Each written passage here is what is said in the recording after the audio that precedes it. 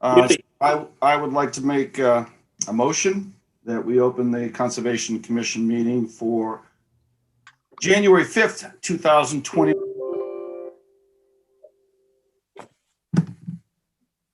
Second, Craig Hampton.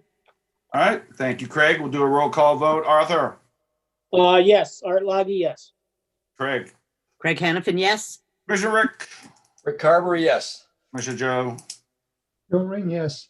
Commissioner Susan? Susan Karen, yes. Vice Chair Burt? Bert O'Donnell, yes. And Jim Kilcoyne is a yes. So we are officially open for January 5th, 2021. I'll just go through the basics. The Chairman's address is very, very brief this evening. And everyone was still operating under the Governor's Emergency Orders, Chapter 53, Acts of 2020. All meetings, as we just sort of ad-lib there, will continue remotely until further notice. It'll probably be a few more months. 3 continuous rules are still in effect. If you'd be kind enough, please to mute your phone if you're not speaking, so we keep down the background noise. I think we have 18 or 19 items this evening, so if you would, keep your discussions crisp and to the point. For the commissioners, Robert's rules are in effect. I'll go over them again like I do each meeting. 5 minutes uninterrupted for the applicant, 1 minute for the administrator, 10 minutes for commission discussion. This is a closed discussion period only between the commissioners. I do want to remind engineers, attorneys, the public that during this period, should there be new or additional information that has not been previously presented, or you want to correct a misunderstanding of previously presented material, then you are able to request to come in and present the new information or a clarification, as well as if a commissioner wants to go out to someone, they can request that under the point of order. If they have a second, then we can do that as well. Then we will go to public comment and then a vote. If you everyone would be kind enough, please to address their comments to the chair or to the hearing officer. Votes will be pre-vote polls may be conducted to gain perspective of the commission, and all votes will be conducted by roll call with each commissioner announcing their name and vote. And I think that's all I have for the chairman's address this evening. So with that, Bill, we're going to go to the minutes. You say we don't have the minutes, so we can skip that this evening? Correct? You're muted, Bill. I assume you said yes. So we can. I said yes, table them, please. Yep. Okay, they are tabled to the next meeting. So now we're going to go into the open session, which is the business session. Once again, this is basically not a public hearing per se, and we may or may not take information from the public. The first one is B1, which is Ocean Shores hunting comments. Is there someone here that would like to address the commission on that subject from the public? Joan Tozzi, are you there? Yes, I am. Yeah, that's what he's saying. This is your time, Joan. Welcome to the meeting. You have the floor. If you would, if you keep your comments, short and brief and concise. Thank you. We here at Ocean Shores are concerned with the hunters who come into our backyard and the conservation area that's behind the building. There was just an incident a couple of days ago, just before hunting season ended, with a guy with an orange hoodie and a gun in his hand. And not too long ago, a lady upstairs saw somebody, whenever turkey season was, and shot a turkey right in front of her granddaughter. Right out back. So we're just looking to see if we can get some signs out back that say conservation area, private property, no hunting, whatever you think is right. Yeah. Okay. So there's a lot of different land open. Some is select land. Some is third-party land. It could be Audubon land. Some of it could be Concom land.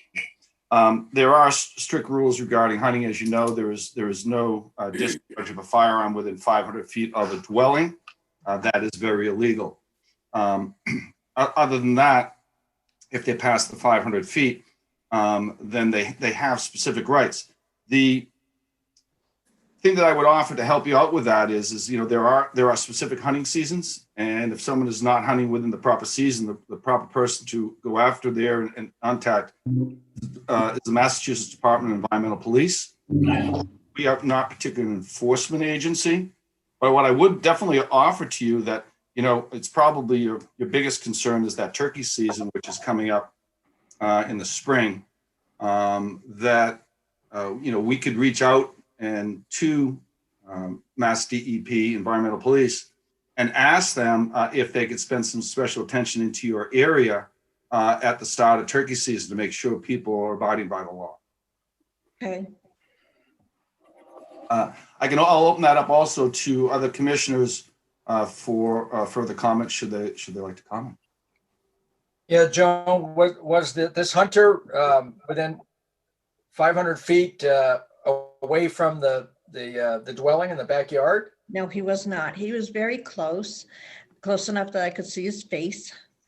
I did yell out to him, but he ran back into the woods. Yeah, that's clearly illegal. Yes. Did you call the police? I didn't, because I've called them before and they tell me, call town hall, call the environmental police, which I've done, and they've been here. It's just hard to get things coordinated. I don't know if the people that come in to hunt know that they shouldn't be out back. They should know, because if it's 500 feet within a dwelling, our building is huge. But, to have a sign every so often that says no hunting, I'm hoping that'll help. Well, I don't know if we'll be able to affect signage on our land. I don't know particularly even if this is our land, but if an individual, most of these hunters know the laws pretty darn well, and there's always one apple in the barrel. So I would definitely call the police. That is illegal, straight out. It could be environmental or it could be Marshfield Police. Discharge of a firearm within 500 feet of a dwelling is definitely a problem. And I don't think if someone wants to flaunt all those other rules, they're going to really be deterred by any little sign that we could put up. But I'll open it up to the commissioners for discussion. Well, I think Bill, you may be able to correct me if I'm wrong on this, but that Ocean Shores property that was deeded over to the town, I don't believe that's under Concom control. Am I correct on that? I'm not exactly sure, Bert. I think that one actually does have Concom control with Mass Audubon oversight on the CR. So I have walked that with Nick Rossi, who's their new director, and we had talked about this a little bit. We hadn't seen any presence of hunting at the time, but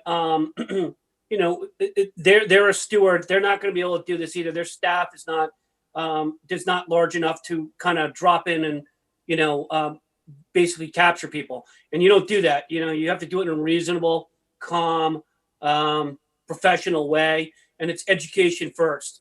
So the idea of signage is a good one, Mrs. Tozzi, but we've talked about that before. In order to properly sign a property, you have to do it every 50 feet on the property edge. It costs money to do that, and that's why a lot of properties don't have that, because they don't have the wherewithal to do it nor maintain the signage.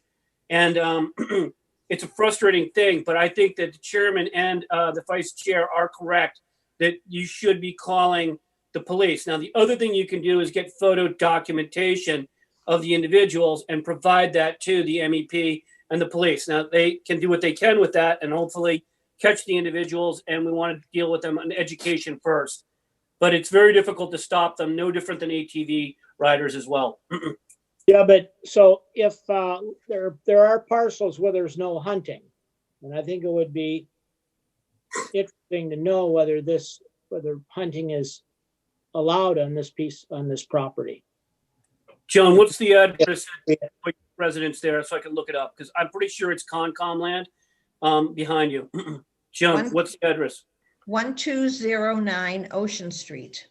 Bear with me. I think that's land behind you was bequeathed to the Concom, and I'll take a second, and then we'll be moving right along. Okay. Ocean. Yeah, I looked a little into this also for the commissioners and the public.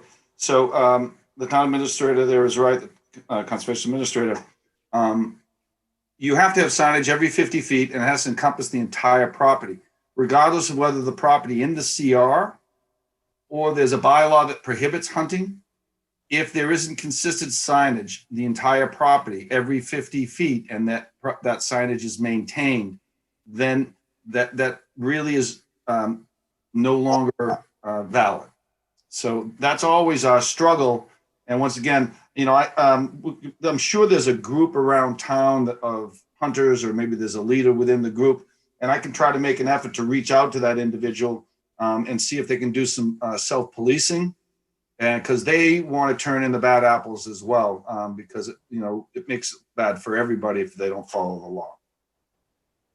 So Joan and Bert, I just looked it up. It's a BOS vacant lot is what it says. Joan, I'm going to send you the property card. The boards of selectmen have a different position than conservation, but I was a little shocked by that because I thought it was Concom land in the back there. Yeah, I thought. We have got some parcels, Bill, but not that one. The biggest, that's 22 acres. The airport is about 88, and Mass Audubon is a huge amount of land. I'm not even sure of the acreage on that. You're spot on there, Mr. Vice Chair. That was exactly right. So, Joan, that one that you're calling about is actually Board of Selectmen. So they'd be the next parties to talk to about that. But again, you're going to have the same situation. We do need to probably get some patrolling out there if you want that. But the commitment of time means, that somebody has to be willing to do that. That's not a Concom land. And like I said before, patrolling that versus the other priorities as well are a little bit difficult. So maybe they'll be willing to do some kind of signage. Okay. So we did hear you. We appreciate you coming in and telling us your concerns. Of course, that would be disconcerting for anyone for a discharge of a firearm that close. It is an illegal act. Reach out to the police. I'll reach out to Chief of Police Tavares for you. If you'd like, we can reach out before the turkey season to environmental police to ask them to step up their patrols there as well. And I should be calling the selectmen? Is that what they said? You want to communicate with them in the same way you did with me. And I think if you go down to the selectman's clerk's office, you might be able to get, the pathways going. Okay. I'll try that. Thank you. All right. Well, thank you very much for coming in. Thanks so much. Thank you. Bye-bye. Bye-bye. All right. So we'll move on to B2 now. These are comments regarding saltwater marsh at the end of Field Street. Once again, I'm going to open that up to anyone from the public that may wish to address that to us. Dorman, are you out there? Dorman Clark? Yes, this is Mr. Clark here. How are you doing? Good, thank you, sir. Appreciate it. Yeah, welcome. So if you'd be kind enough just to explain your situation in a brief form, would be great. All right. Well, I have written several complaints. I've actually forwarded them as a PDF file to the commission's office yesterday, multiple pages with some video stills, and some pictures I've taken over the last summer and this recent fall, winter, of issues I've been having that's been getting progressively worse now that we're having a change sort of in the neighborhood, that we have some newer neighbors that aren't necessarily familiar with conservation land and sort of the need for conservation land, that they, especially some of the younger people, are coming down from blocks away with kayaks, canoes, chairs, coolers, bottles, whatever, and they're going down to the end of Field Street and going across this property, which I believe is privately owned, conservation protected land, I believe, that they've actually now created a path through from the street, through town property, through this property, all the way out to the edge of the river. And I've had multiple people coming down, walking through this property. And I've addressed it with Bill before, who basically suggested that I should just leave the property alone, sort of make it more natural again, which I have done. And then I find people going down there and moving the debris and the brush that's more natural down there and sort of making it open again for passageway. I've also had people coming down there throwing trash and stuff down that I either have to pick up or my neighbor picks up but there's been ongoing and it's getting progressively worse over this. In fact, I've noticed this year I've had more people coming down to this area, loitering, dumping trash, smoking, gaining access to the river, walking out on this marsh and actually creating paths and dumping trash out there. That it's really a public nuisance is what it is, as well as they're actually egressing onto this marsh land and they're actually creating damage to the marsh that is getting progressively worse. And my concern is that, and I've had to tell a number of people that they can't even park down, even though there's a sign down the end of the street now that the town has put up for me that says no parking. People still come down here and park, want to leave their car, go into the marsh with kayaks or paddle boards or inflatables. That is getting progressively worse. I've had more people traffic this area this year than I have the entire 30 years I've lived here. It's a quiet dead end street until the past year now. Yeah. I'm asking the Conservation Committee to look at this issue, maybe address some sort of warning sign or egress trespass sign or something that may deter people from coming down and thinking this is a public access. These are all Right. great ideas, Mr. Clark, and we have talked about them. And then you really put together some nice documentation. Now, our department keeps those as complaints, so they're living documents now. But as we talked about, that one is owned by private property. So getting somebody to do something about that means engaging those people. They live in Florida. I think I sent you the property card. I'm not going to announce it over the phone or anything Right. like that. But you know how to reach them if you want to coordinate with them, which is one of the things I had mentioned to you. Right. The other thing was it is jurisdictional. That's correct. But walking past that have been there, there's a relative perspective that, new paths are one thing, but those that exist, people usually allow that. So it's been used. If I look at aerials, I'll probably see that back to the 90s. It's been there. No, So- that path that's there now was created this last summer by the neighborhood 20, 30 kids that came down here, and there's been no path there before.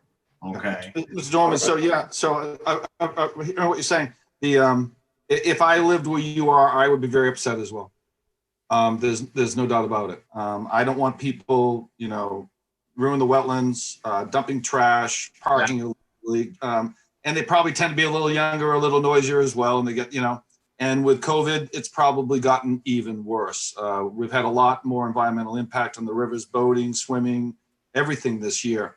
But since it is private property, the town owns the road, commission doesn't own the road, the commission doesn't own the saltwater marsh. Your best avenue is, as the administrator suggested, is to work cooperatively with the owner and try to develop a mitigation to prevent that.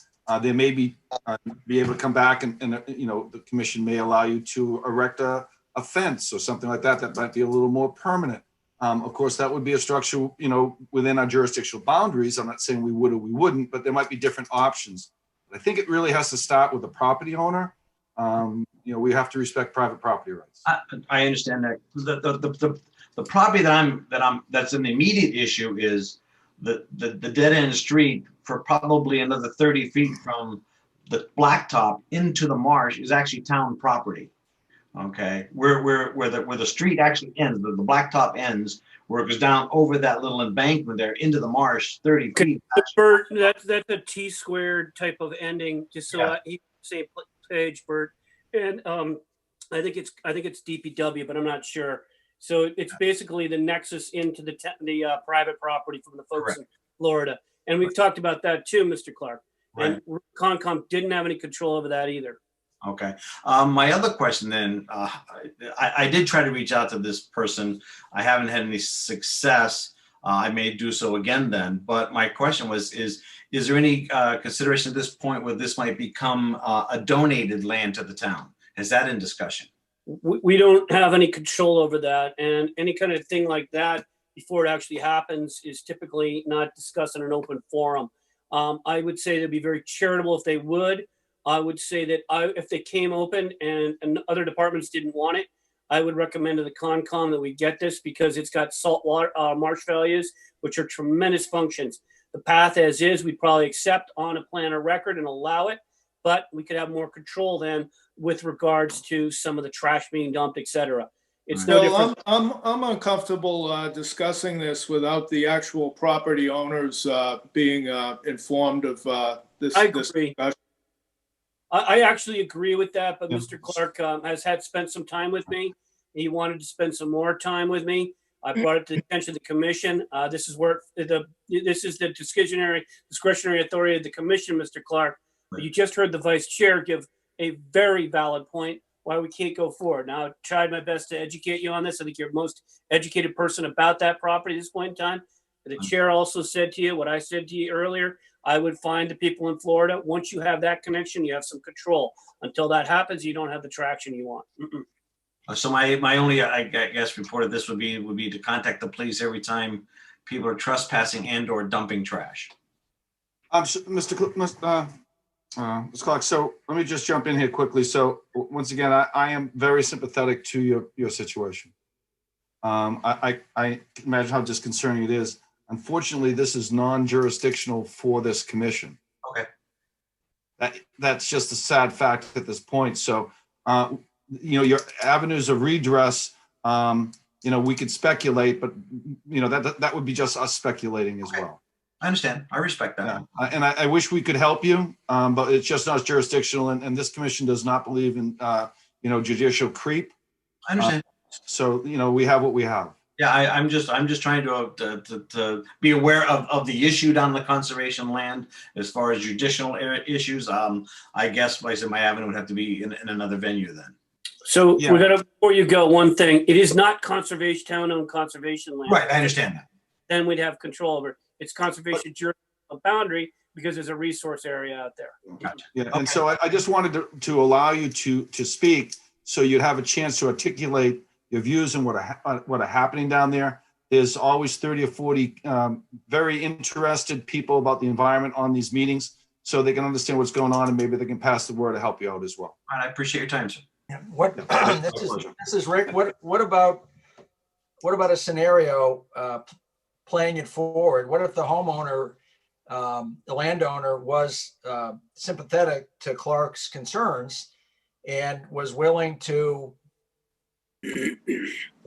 coordinate with Clark and maybe consider putting signage up there? Would that then become jurisdictional if they wanted to erect that sign, kind of blocking access to that path and maybe potentially solving the problem? I mean, Well, I'm just, They could private property things separately from Concom because it would not be a Concom property. Then it would be him working with the property owners, is what we've said.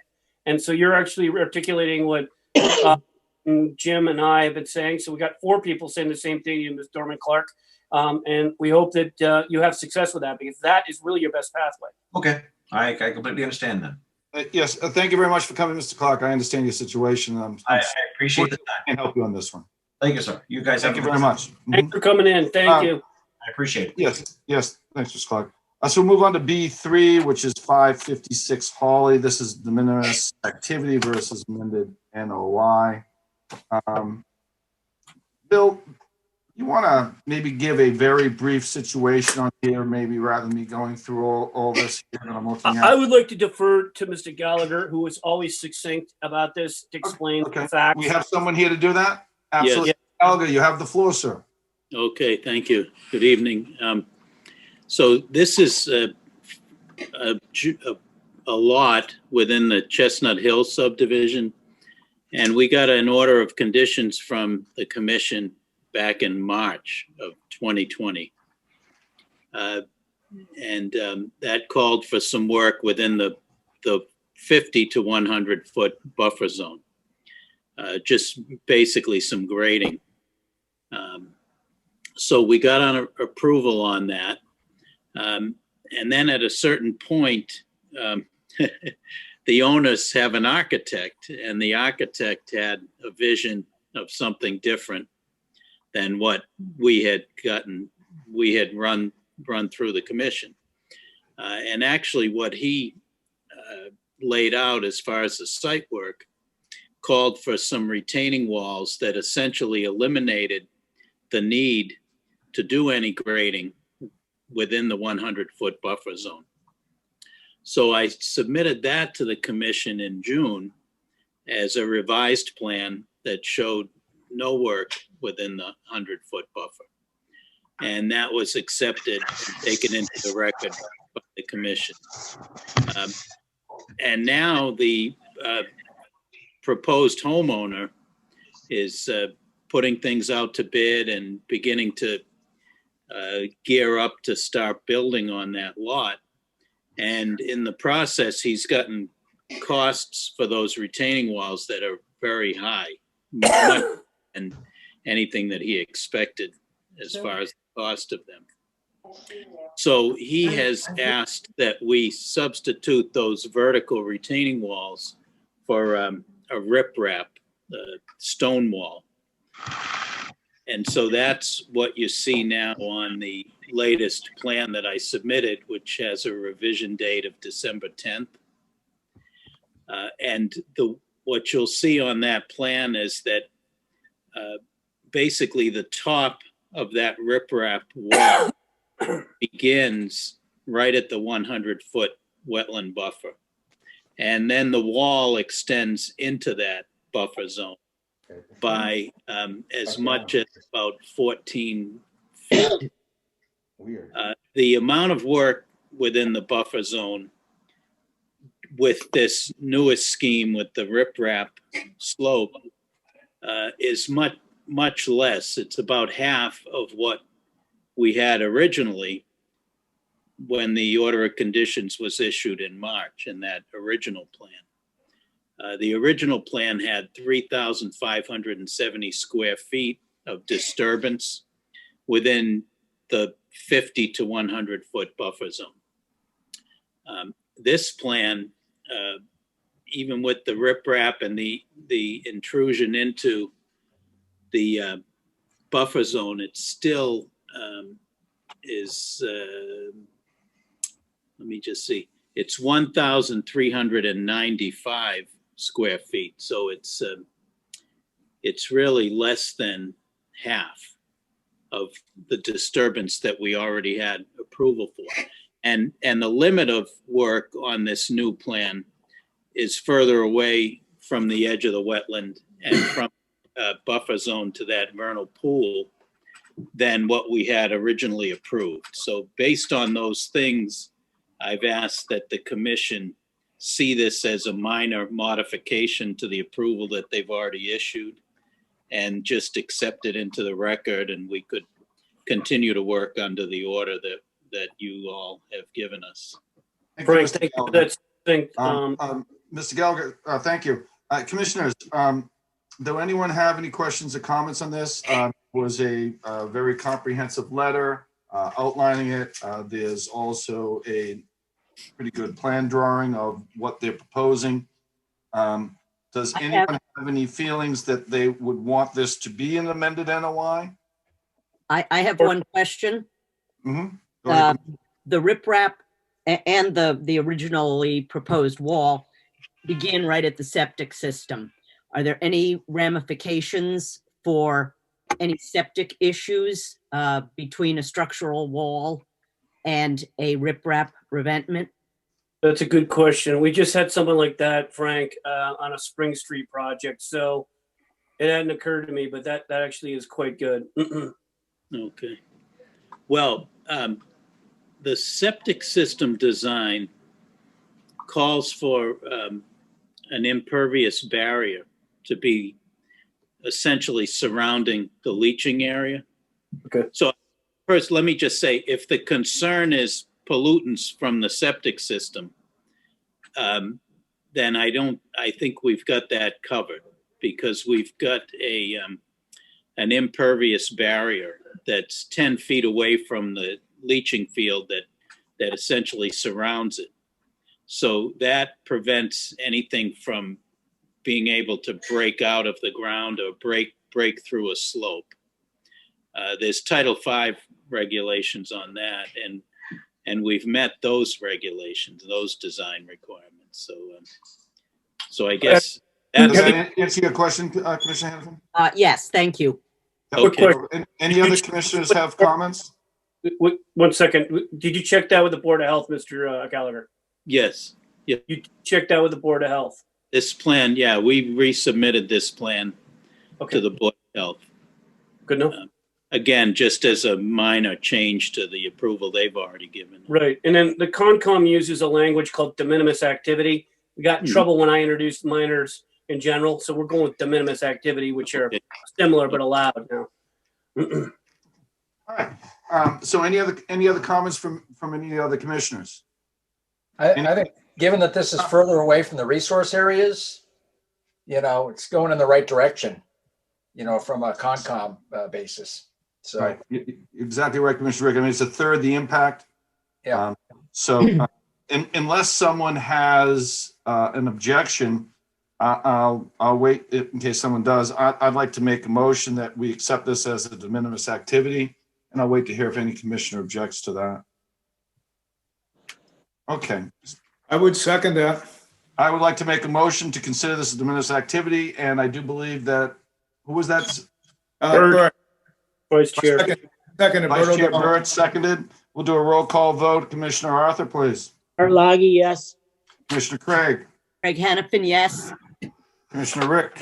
Rick Carberry, yes. Commissioner Joe. You're You're muted. muted. Ring, yes. All right, thank you, Joe. Commissioner Susan. Susan Karen, yes. Vice Chair Burt. Bert O'Donnell, yes. Jim Kilcoyne, yes. Thank you, Mr. Gallagher, for coming in. Great Okay, job, Frank. You're working with Bill on that, all right? Thanks, Karen. Have a good day. good night. Thank you very much. Okay, we're moving on to B4. Make a note that it is 7:02. Right. We're looking for Frank, Mark Kemp. Are you out there? Yes, I'm here. This is B4, 20 Shady Lane. This is an addition, same footprint, de minimis versus conservation permit. And this is, who's speaking on this? Mark Kemp. Mark Kemp. Mr. Kemp, Yes, welcome. hi. Ms. Kemp, if you'd be just kind enough to give us a very brief discussion of what you'd like to achieve. Absolutely. So my customer, John Sullivan, has been approved confirmation to put a septic in the backyard of this new house that he bought, cottage that he bought. To be able to get a machine into the backyard, we either have to take down. Mr. Kemp, you have to stay a little closer to the mic. We keep losing you. Oh, sorry. To get a machine into the backyard, he either has to take down a number of cedar trees or a three-season porch that's on the back of the house that's in disrepair anyway. So what he'd like to do is take down that porch, be able to put the septic in, which was approved, and then rebuild that three-season porch as the same footprint. So in other words, you're not going any further back into the yard. So we are just at the 75-foot buffer zone for that project. There's also just to the right of the three-season porch, there is a concrete patio that was poured years ago, and he'd like to also remove that and then put a deck in the same footprint also. Okay, so what I heard is we're going to remove a current deteriorating structure, gain access to the back, do a septic. Is the septic within jurisdiction? Yes. Okay, so then we'll have a septic going in within jurisdictional areas. Oh, we've had a hearing on the septic, Jim. Yeah, it's already been approved, the septic. And that's been approved. Thank you, Vice Chair. So we have that. That's all done, taken care of. And then you want to remove an impervious surface, put a pervious deck down and remove the cement. And then you'd like to rebuild the deck with the same footprint. Does that encapsulate it? The three-season porch. Three-season. It's an 8 by 23 season porch, yes. Okay. Any other commissioners? I'm sure the commissioners read up on this already. Any other commissioners have any comments for this in general? To me, I would consider this de minimis because it's actually gonna save a couple trees from the sounds of it. Okay. Thank you, Vice Chair. Any other commissioners? No, I agree with Bert. Makes sense. Okay. So I'll move from a procedural perspective the same way. I will entertain a motion. I'll wait a few seconds there to put this forward, make a motion, to put this forward as de minimis activity unless I hear an objection from the commissioner. Can I add a little thought? You may, Mr. Kraft. Mr. Kemp, we don't want you to have to go get a new plan on this because you're staying in the footprint, right? But the as-built will tell at the end if everything kind of meters out. I would like to suggest that on the as-built, because we're going to need that for the septic, that it also includes language about this meeting. So just you cite this meeting and whatever the outcome is from this commission, if it is a de minimis. So Okay. that's more engineering would take care of that. Somebody's got to convey that to them. Ms. Kemp, is that satisfactory to you? I think that'd be great protection for you should you ever want to sell the house as well. You've documented within the Conservation Commission that this activity was not only de minimis, but the exact activity was de minimis, captured in an as-built as well and stated in the as-built. Do you have any objections to that? Not at all. All right, so I'd like to make a motion as just said and recommended by myself and the administrator. And since I have not heard any objection, that I would like to move forward, make a motion to make this de minimis activity, that this will be captured in the as-built with the actions that we discussed this evening. I'd look for a second. Second, Augie. Arthur, Or- Bill? Yes, absolutely. Okay, we'll move forward with a roll call vote. Commissioner Art, Arlogi, yes. Commissioner Craig, Craig Hannafin, yes? Commissioner Rick, Rick Carver, yes. Commissioner Joe, Joe Wing, yes. Commissioner Susan. Susan Karen, yes. Wasn't a trick question there, was it? No. Vice Chair Burt? Bert O'Donnell, yes. All right, and Jim Kilcoyne is a yes. All right, so I think we've covered that for you, and please work with the administrator to achieve that goal. All right. Well, thank you Thanks for very being much. proactive and keeping all your properties moving smoothly through the what do you call it? The factory line there. Good job. Thank you very much. So now we're moving to B5, and it is 7:07. This is B5 is John Sherman Estates. This is a progress review by Mr. Driscoll. I can see him there. Mr. Driscoll, welcome this evening. Good evening. Can you hear me? Mr. Driscoll, Yes, sir. would you be willing to just give us an update on where we are here within the general subdivision as per requested by the administrator? Well, I would, but what I wanted to do, I have Greg Morse on the line, I do believe. And since he wrote the progress report of December 1 and submitted it, I think he might be better able to answer those kind of technical questions. I can tell you this, there are 13 lots. 9 have been conveyed. A 10th one is under agreement and will be conveyed by the middle of January. That leaves 3 lots not sold. As he describes in some detail in his progress report, the roads are in, all the utilities are in, the base coat of the road is in. The shoulders have all been planted and have grown grass over the years, et cetera, et cetera. And other than that general progress report, I would say to you that I would expect the way things are going in the real estate market, that I am certainly confident that the other 3 lots will be gone in the current year of 2021. I might even predict, hopefully, that they'll be gone within the first 6 months with the activity that's going on there and elsewhere. So with that introduction, if Mr. Morse can be heard, and then I would just ask that while he's speaking, that my microphone not be muted. Oh, absolutely, absolutely. Thank you. Mr. Morris, how are you?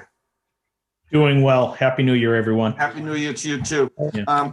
Yeah, Greg, would you be kind enough just give us a brief synopsis, please, for the commission? Sure. For the record, again, my name's Gregory Morse. I'm a registered engineer with Morse Engineering. I was requested to do a progress report at the John Sherman Estates subdivision. As you recall, this is a 13-lot subdivision. To date, the project is substantially complete. The roadway has been constructed, including all of the supporting infrastructure, the water system, the electrical, all of the drainage. The binder coat for the road has been placed. And as Mr. Driscoll said, 9 of the lots have been conveyed. I believe 6 of the lots are currently occupied with homeowners in them. So the work that remains to be done, though, we have to place the final pavement coat over the binder in the roadway. The sidewalks need to be constructed. And then within the cul-de-sac, we had a proposed rain garden central in the cul-de-sac that needs to be planted. That has been constructed. It's serving its drainage purpose now. But while the lots are under construction, it does have a tendency to silt up. And so once the lots are completed, that would be finished off, any silt removed, and final plantings would be in place. The work inside of the 100-foot buffer zone that was originally approved by the commission was essentially the construction of the drainage system for this project. And all of that work has been done. All of the work inside the 100-foot buffer zone has been done. It's just that the drainage and the finished asphalt and the finished sidewalks, which are tributary to that drainage system, have not been completed.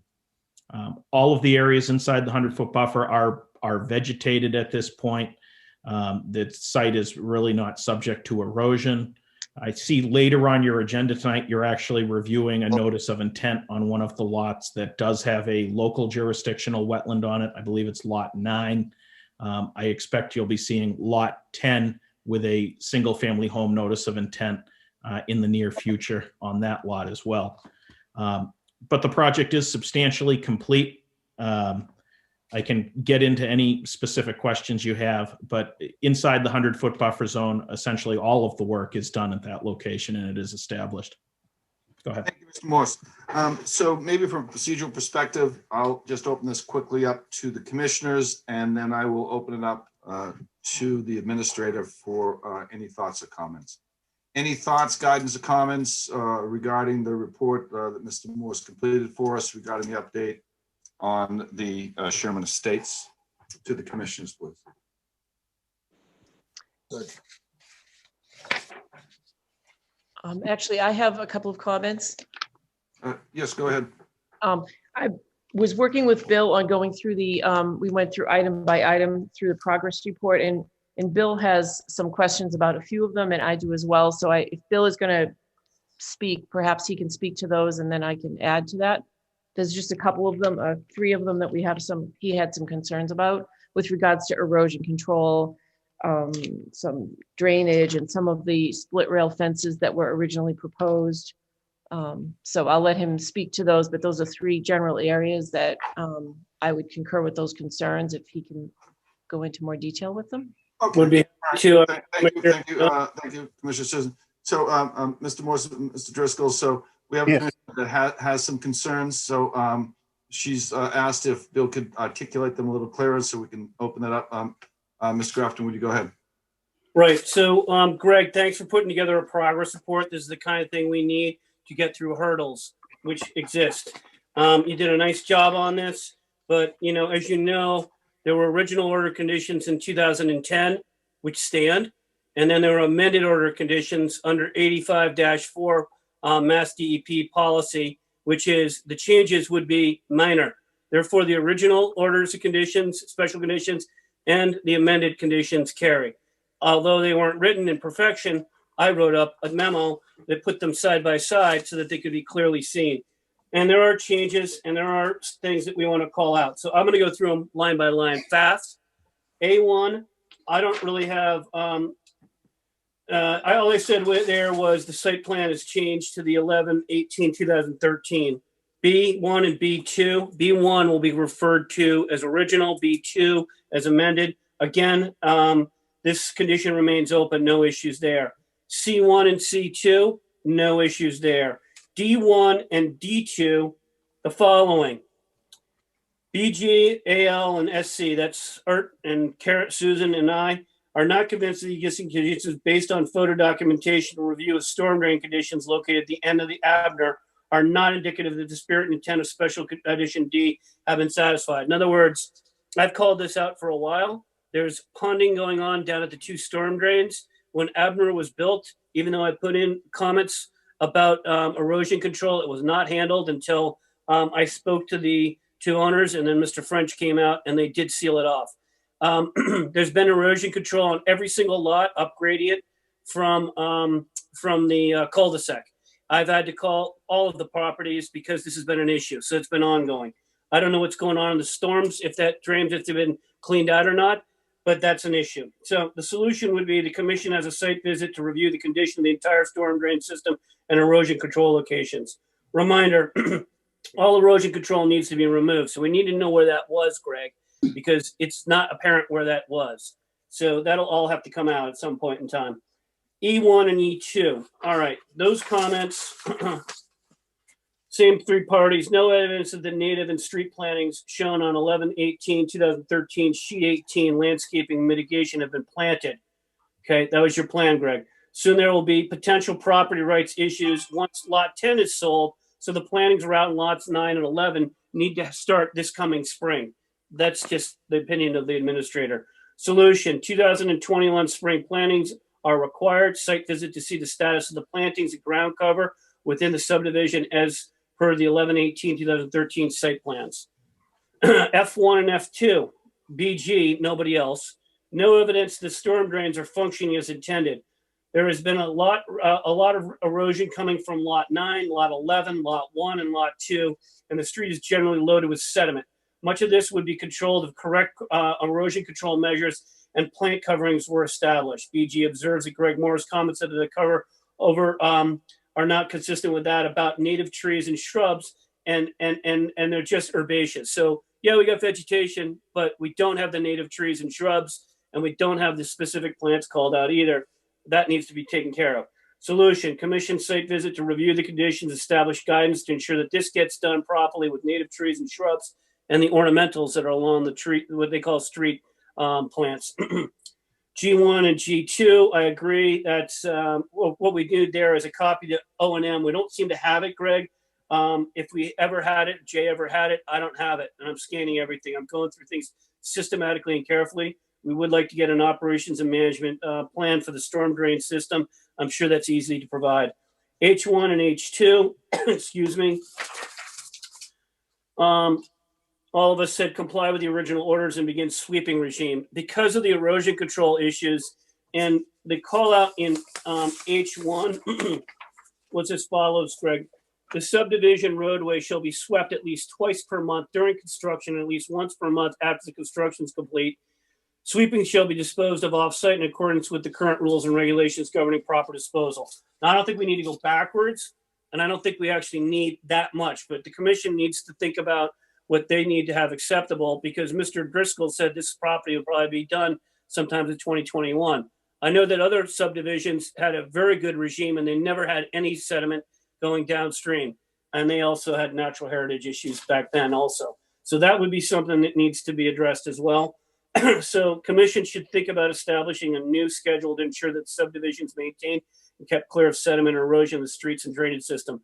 Again, I don't know if it needs to be as aggressive as what was originally intended, but it needs to be satisfactory. Most of the sites are now built out. They're going to have a degree of sediment going in until true cover is handled.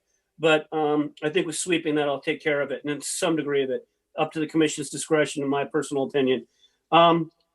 So the homeowners association, we just obtained that, Greg. I was going to ask for that. We didn't have it, but Liz was able to download it online. So we do have that. We'll relieve you of that one. I1 and I2. This is difficult to verify. It needs a site plan with locations of the erosion control barrier and actual field deployment, because it needs to come out. It can't stay in.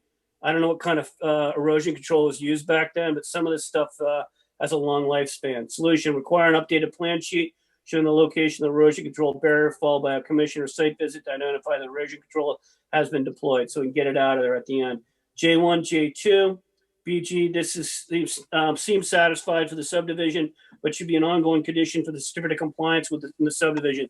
This is the chemicals, the fertilizers, et cetera, et cetera. Solution is include this special condition with ongoing conditions for lot 9, 10, and 11. We'll handle that separately. No site work, K1 and K2. Again, my comments only. BG suggests a review of the May 10, 2013 Natural Heritage comment letter. I will make an aside right now. Greg correctly points out that this started out natural heritage, but later on it was taken out. So the commission needs to weigh on that and determine if it needs any of this at all. My suggestion would be to consider the letter from that I just mentioned. There are 2 conditions worth reviewing, and if the commission wants that, that's their discretionary authority. If not, I understand. Conditions 3 and 4. Condition 3 include a conservation restriction to permanently protect the open space within the subdivision. I don't know if that's been done or not. That'd probably be a good one to keep. The burden is on the applicant to provide this to the conservation administrator if the commission so deems it. Condition 4 references the homeowners association documents. We have that, so that's satisfied. Okay, sorry about that for repetition. Some of these things came in after, Greg. They can go away pretty quick. Solution, yeah, we'll get the conservation restriction hopefully if the commission wants it. L1, L2, BG and Commissioner Karen clearly, and this is not, they're not complying. There is conflicting language between the special conditions and the locations of the conservation markers on fence posts on sheet 8, 9, 10, and 18 of the 11/13/2018 site plans.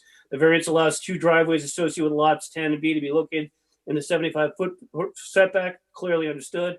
But at the same time, there's a text allowing disturbance of the 50 setback, but the plan sheets require fencing conservation, well upgrading in the 100-foot buffer. There's the conflict. This is the case for lot 11 that is encroached up to the 100-foot buffer on one portion of the lot, which is downgrading the plan sheet that complies with the special language above. So you can see there's conflicts. And if we don't get these things up, then we're gonna have the same problem on 10, which we now have on 9 and 11. The fact that the applicant, so I had mentioned this earlier to Mr. Driscoll. I had suggested in 2017 we put this up. He referred to me that we would do it at the end. This is the conflicts that happen when we don't do it early in the game. I'm going to leave that alone. That's plenty there. The solution would be the applicant is to complete the fencing conservation markers before any more lots requiring a notice of intent will be approved. Just a thought and just an option. M1 and M2, original amended orders. Excuse me, Ms. Grafton. Almost done. I was gonna say, how many of these are we doing? I'm almost done. It's A through M. Okay, good. I'm almost done. Can I continue? Yes, please. Okay. This special condition remains open. Done. Geez, if I'd only waited another 30 seconds. You would look great. So, Commissioner Karen, Yeah. did the administrator clearly articulate your concerns? Yes, I just had one question about the split rail fencing that was originally proposed on lots 2, 3, 4, 5, and 6. And it sounds like with those are built out, and because of the topography, the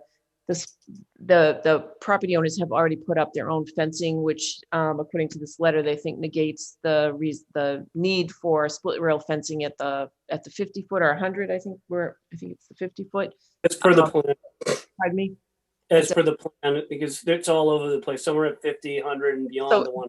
do we need to include that in the site visit to take a look at that before we're in agreement with changing that? I think you can chat with the engineer at this stage. I've said my piece. Okay, well, I think I tried to look at that, but there was snow on the ground. So I think that would just be something, if we are making a site visit, that we can look at and address that to fully answer that question. Right. Does that make sense? Yes, thank you, Commissioner Susan. All right, Mr. Morris. Yes. So, and also Mr. Driscoll. So it seems like there were some concerns by some commissioners, the administrator, for compliance with orders conditions for the subdivision. Would you be amenable to having commissioners come out, address these issues and talk to you about addressing these issues? I personally was there on 9 a couple of times, and I must tell you, Greg, that storm drain was full. The sock in it, or whatever the right term on it, was full. There was erosion all the way down the street around the corner. So I think we just need some attention to storm drains here, and that's going to go a long way in and of itself. And I think these fences, I we need to resolve that because we're one of your purchases, Mr. Driscoll, is having a challenging time that maybe we can resolve and make it easier for your next two purchases. Would you be amenable, Greg, if? Can I be heard first, please? Absolutely, Mr. Driscoll. Thank you very much. Number one, with respect to natural heritage, there was a no-take letter. And this came up before, and between the time that we were asked to submit this progress report and tonight, I sent in a copy of the no-take letter. So it was not a situation of the authority of natural heritage disappeared when the land was rezoned. It was a question of when it was still under their jurisdiction, there was an actual no-take letter by which they voluntarily conclude that the property is not within their jurisdiction. So that's number one. Number two, with respect to the fence. Right, he's right about that. That's a step that I forgot to interject, but it also got delisted. And so big picture, back to the commissioners, do you want anything from natural heritage or not? The only thing I saw was the conservation restriction. Mr. Governor, let's let Mr. Driscoll. Yeah. The point is that once they, under the regulations, once they submit the no-take letter, they don't have any jurisdiction. And they've agreed they don't have any jurisdiction. So I see no need to contact them for any purpose. Number two, with respect to the fences, there's some confusion about split rail fences. The fences around the actual vegetative wetland on, I want to get this right, on 10 and 11 is one thing, and those were addressed in the order of conditions in special condition L. With respect to the fences that run behind the properties, they were never required expressly. What they were stated in a subdivision requirement, which I'll quote to you, is that fences were one of two alternatives. So I am looking at sheet 18 of 20 of the final subdivision plans, and there are 19 and 20. And there's two entire pages of conditions. And condition number 15 talks about those split rail fences. And it says the boundary of the area subject to the conservation constriction shall be clearly marked on site by a fence with a sign that states conservation restrictive area, or by 4x4 rot resistant pressure treated cedar posts inscribed with the words conservation restricted area at the corners of each rear lot line. So Yeah. the accuracy is that the planning board did not expressly require the fences. They suggested the fences as one or two alternatives, and they used the disjunctive or. So I think there's been some confusion here about split rail fences behind the lots and fences that are necessary around the vegetative wetland on lots 10 and 11. I think you call it out though there, Paul. That's the problem. I think the commission will be flexible either way, personally. So thank you very much, Mr. Driscoll. Thank you. Yes, that's where I think this is great to get this out now. It's always better earlier than later. There's always two sides. I did clearly hear that. I think the commission would be more than happy to have notification signs up, the 4x4s, which we use all the time, Right. or with rail. We don't believe, Mr. Driscoll, in judicial creep. If the order of conditions say they are optional and not necessary, or you have another option to fill the requirement, and the commission is very understanding of those things, and that's how we always typically vote. So regarding the other issues, would you be willing to work, Mr. Driscoll, and with Mr. Morse, let's try to get these things, pardon the pun, cleaned up, so we can move forward. You can get the property sold, and you can have a nice subdivision operating under fulfilled orders of conditions. Absolutely. Positive. Exactly. Thank you, Mr. Driscoll. So I guess the take home is this: we need a meeting, Greg, and it would be good if we get a plurality of commissioners out. We can work with Liz to set it up. I'm there certain days. She can make it happen. I'd like to be there with you. You or the originator of these great plans. We just gotta work our way through it and get this punch list going and get the task done. Absolutely. Mr. Morrison, so you heard the comments of the commissioner and also the administrator. How much time would you need, Greg, to process the information and get ready for the site visit, so we can get this done and everyone can move forward? I'm ready to schedule a site visit as soon as your agent is available. This is the first time I've heard his concerns regarding this. So if those are given to me in a email or a letter format, or at the meeting, I'd be glad to address them, as expeditiously as I possibly can. Why don't we set up a meeting through Liz, Greg, at your whim, whatever you want. She knows my schedule. She controls it. If Paul wants to be there, that's great. We'll try to get a plurality of the commissioners out there. It'll be good. It'll make this go faster and stamp this thing out and get the punch list done. All right. I think we all agree. Any other commissioners have comments? I have one question. Yes, Mr. Lots 9 and 10, which one has a completed house? Lot 9. Okay. Lot 9. Lot 10 is being conveyed in January, in this month. I will tell you that on Lot 9, it was most unusual. The purchaser of Lot 9, and this is off the top of my head, he must have closed on that lot 2 years ago. And he held that lot for a long time. First, he cleared the trees, then he held that lot for a long time, and he has yet to do his landscaping. And I'm not criticizing him for it. I'm just telling him, I'm just pointing out the factual chronology. He has a right, I suppose, to follow whatever his schedule is. But he cleared a lot of trees. He has a very long front lawn, and it's been soil and dirt for, I would say, better than a year. And so much of the erosion that comes down off that onto the hill is caused by the fact that his final landscaping has not been completed. And I have yeah. Excuse me, sir. Are the conservation markers in place on those lots? I do not. Yeah, I do not. I absolutely do not know. I'm sorry. Negative, they are not.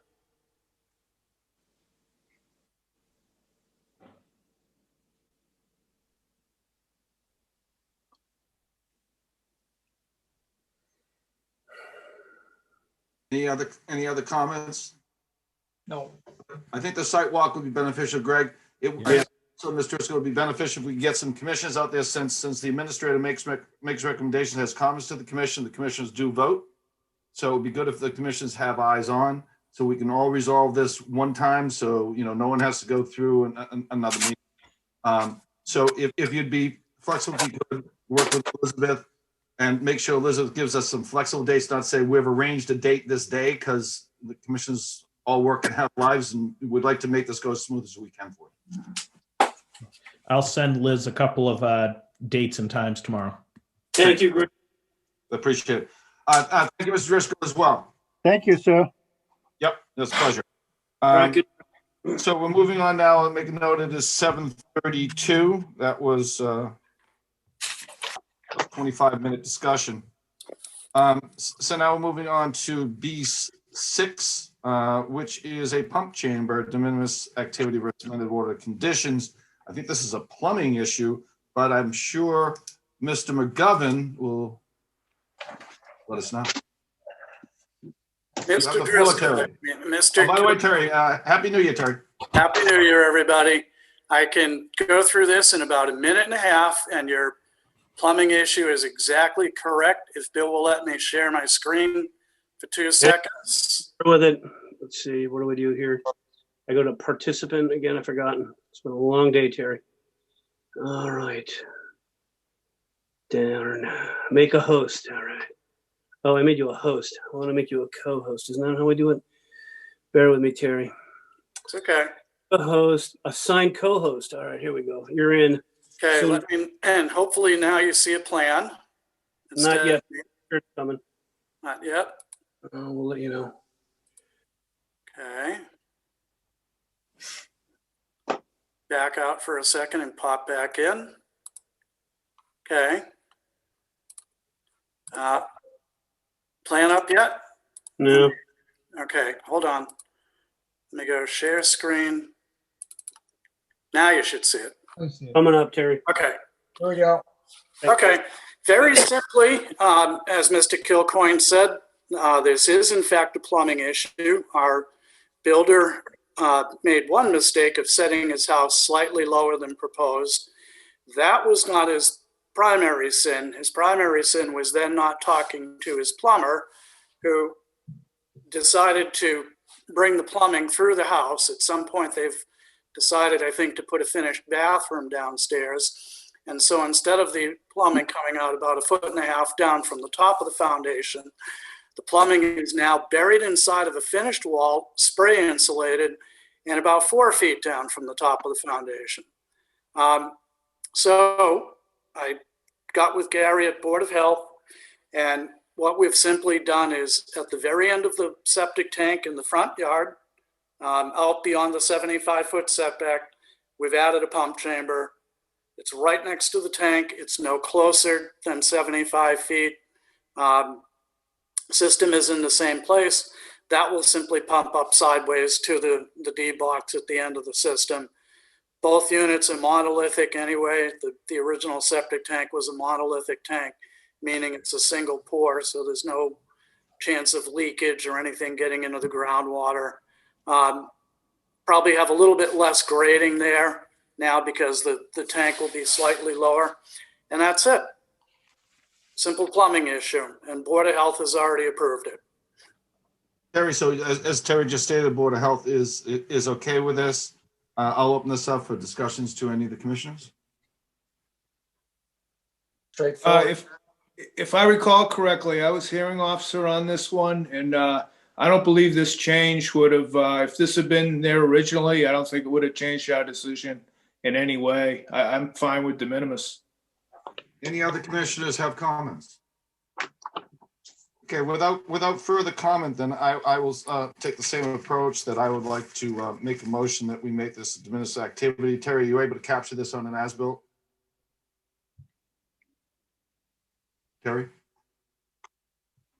Where'd he go? I think he's frozen. Yes. Terry.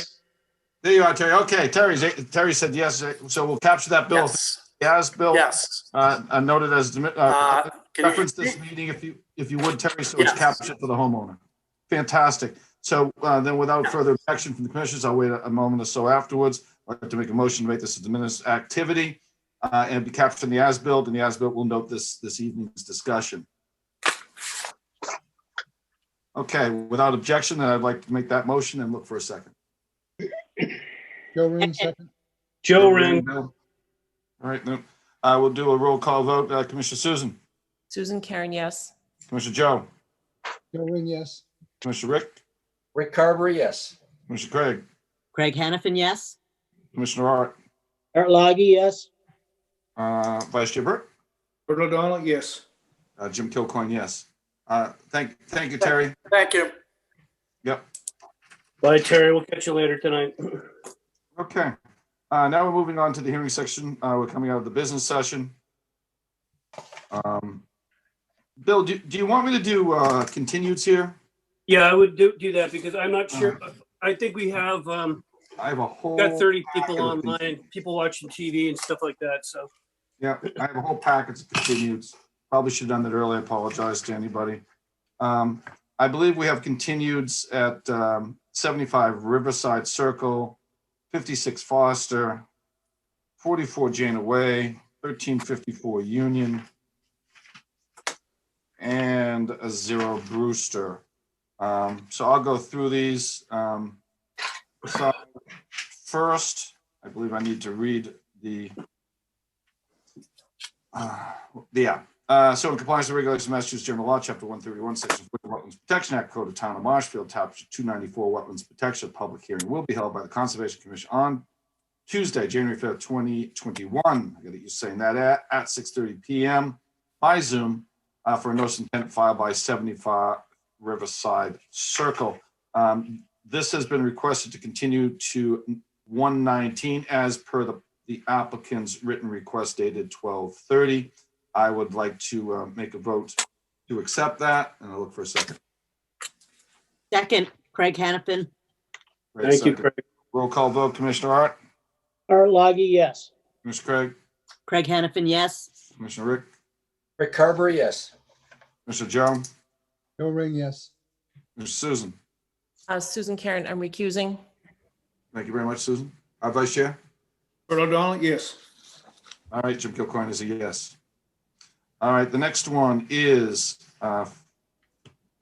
56 Foster. I have them out of. Susan, you coming back now? Susan's coming back in. I'm back. Okay, Susan's Um, back. Thank you for that, Bill. So this is a 56 Foster Avenue. I think this was on the, Bill, was this on the agenda for this evening? Yeah, it was. And then tonight they sent us an email saying that they needed to get the abutters notified and they need additional time. All right, so this was on the agenda for this evening, but we don't have one of the core requirements, which is butter notification prior to being on the agenda. Right. Okay. So this is 56 Foster. I will read this in as well in compliance with the regulations of Massachusetts General Laws, Chapter 131, Section 40, Wetlands Protection Act, the Code of Town of Marshfield, Chapter 294, Wetland Protection. Public hearing will be held by the Marshfield Conservation Commission on Tuesday, January 5th, 2021, 6:30 p.m. by Zoom for consider the request for an amended order of conditions filed by 56 Foster. I would like to, and this was requested to continue to 119 as per the applicant's written request dated 1/5, which is today, and based upon our ratified procedure here, policy procedure manual, I would recommend that this would be charged with a first denial without prejudice, and I would look for a second for that. Second, Rick Carberry. Rick noted. All right, we'll do a roll call vote. Commissioner Susan? Susan Karen, yes. Commissioner Joe? Joe Ring, yes. Commissioner Rick? Rick Carberry, yes. Commissioner Craig? Craig Hannafin, yes. Mr. Art? Art Loggy, yes. Vice Chair? Bert O'Donnell, yes. Jim Kilcoyne, yes. All right, so Bill, so we read that in with one denial without prejudice. The next one is 44 Jana Way. I don't have to read the legal ad on this one. I don't think so. This is request to continue to 119 as per the applicant's representative on 12/15 at the public meeting. I would like to make a motion that we continue until 119 per the applicant representative's request for that meeting on 12/15. I'd look for a second. Second, Art Loggy. Art, Bill? Roll call vote from Art. Art Loggy, yes. Commissioner Craig? Craig Hannafin, yes. Commissioner Rick? Rick Carberry, yes. Commissioner Joe? Joe Ring, yes. Commissioner Susan? Susan Karen, yes. Vice Chair Bert? Bert O'Donnell, yes. Jim Kilcoyne, yes. Okay. And then the last one is 0 Brewster. That was not scheduled for this evening. So I would like to make a motion for 0 Brewster. We've already read the ad in. Vote to continue to 2/2/21 as per the applicant's written request. And I would like to, for a second for that. Joe Craig Ring, Hannafin, second. They should beat you, Joe. Craig. And so we'll make a roll call vote on that. Commissioner Art? Art Loggy, yes. Commissioner Craig? Craig Hannafin, yes. Commissioner Rick? Rick Carberry, yes. Mr. Joe? Joe Ring, yes. Mr. Susan? Susan Karen, yes. Vice Chair Bert? Bert O'Donnell, yes. Jim Kilcoyne is a yes, so that has been continued to 2/2. Bill, am I correct? Can I go backwards? Who was on Union the second? Can somebody tell me? Union was Craig, I believe. Yes. Gotcha. Thank you. Have I caught all the continuances, Bill? There was a little stack of them here. that I I'm just had. gonna, you had Riverside, Susan accused, it's a 600. You had Foster 700. Jim, No, I know I did. Did I catch them all? I just want to make sure. Jana, you got, I know that. You got 1354, Union just told me, and you just did Brewster, so we're good. All right, thank you very much. All right, so I'll put that packet aside as continued. Now we'll go back, and anyone that was for those continued meetings or here for any of those meetings, they will be held on those dates, certain unless something changes, and we'll notify you on that. So we're at item A now, 2038. Akins, I think it is 62 Landing, and the hearing officer is Commissioner Susan. Yes, this is a project, I don't know if Mr. Akins is here, but this is a project within 70-foot foot buffer of the salt marsh. And it's an RDA for an after the fact filing for a concrete pad that was put in unpermitted, and consideration of some mitigation. The plan was for them to remove the equal amount of impervious surface from an asphalt driveway to mitigate for the concrete pad, in addition to some other plantings and revisions to their plan. However, the plan that was submitted doesn't match up to the mitigation that was required. They are needing to mitigate for 345 square feet of impervious. And what they've proposed on the plan that was submitted was only removing 264 square feet of asphalt. So we've asked for a new plan. Bill had been in touch with the engineers and the property owner, and they were going to try to get that to us today by noon, and they were not unable to do that.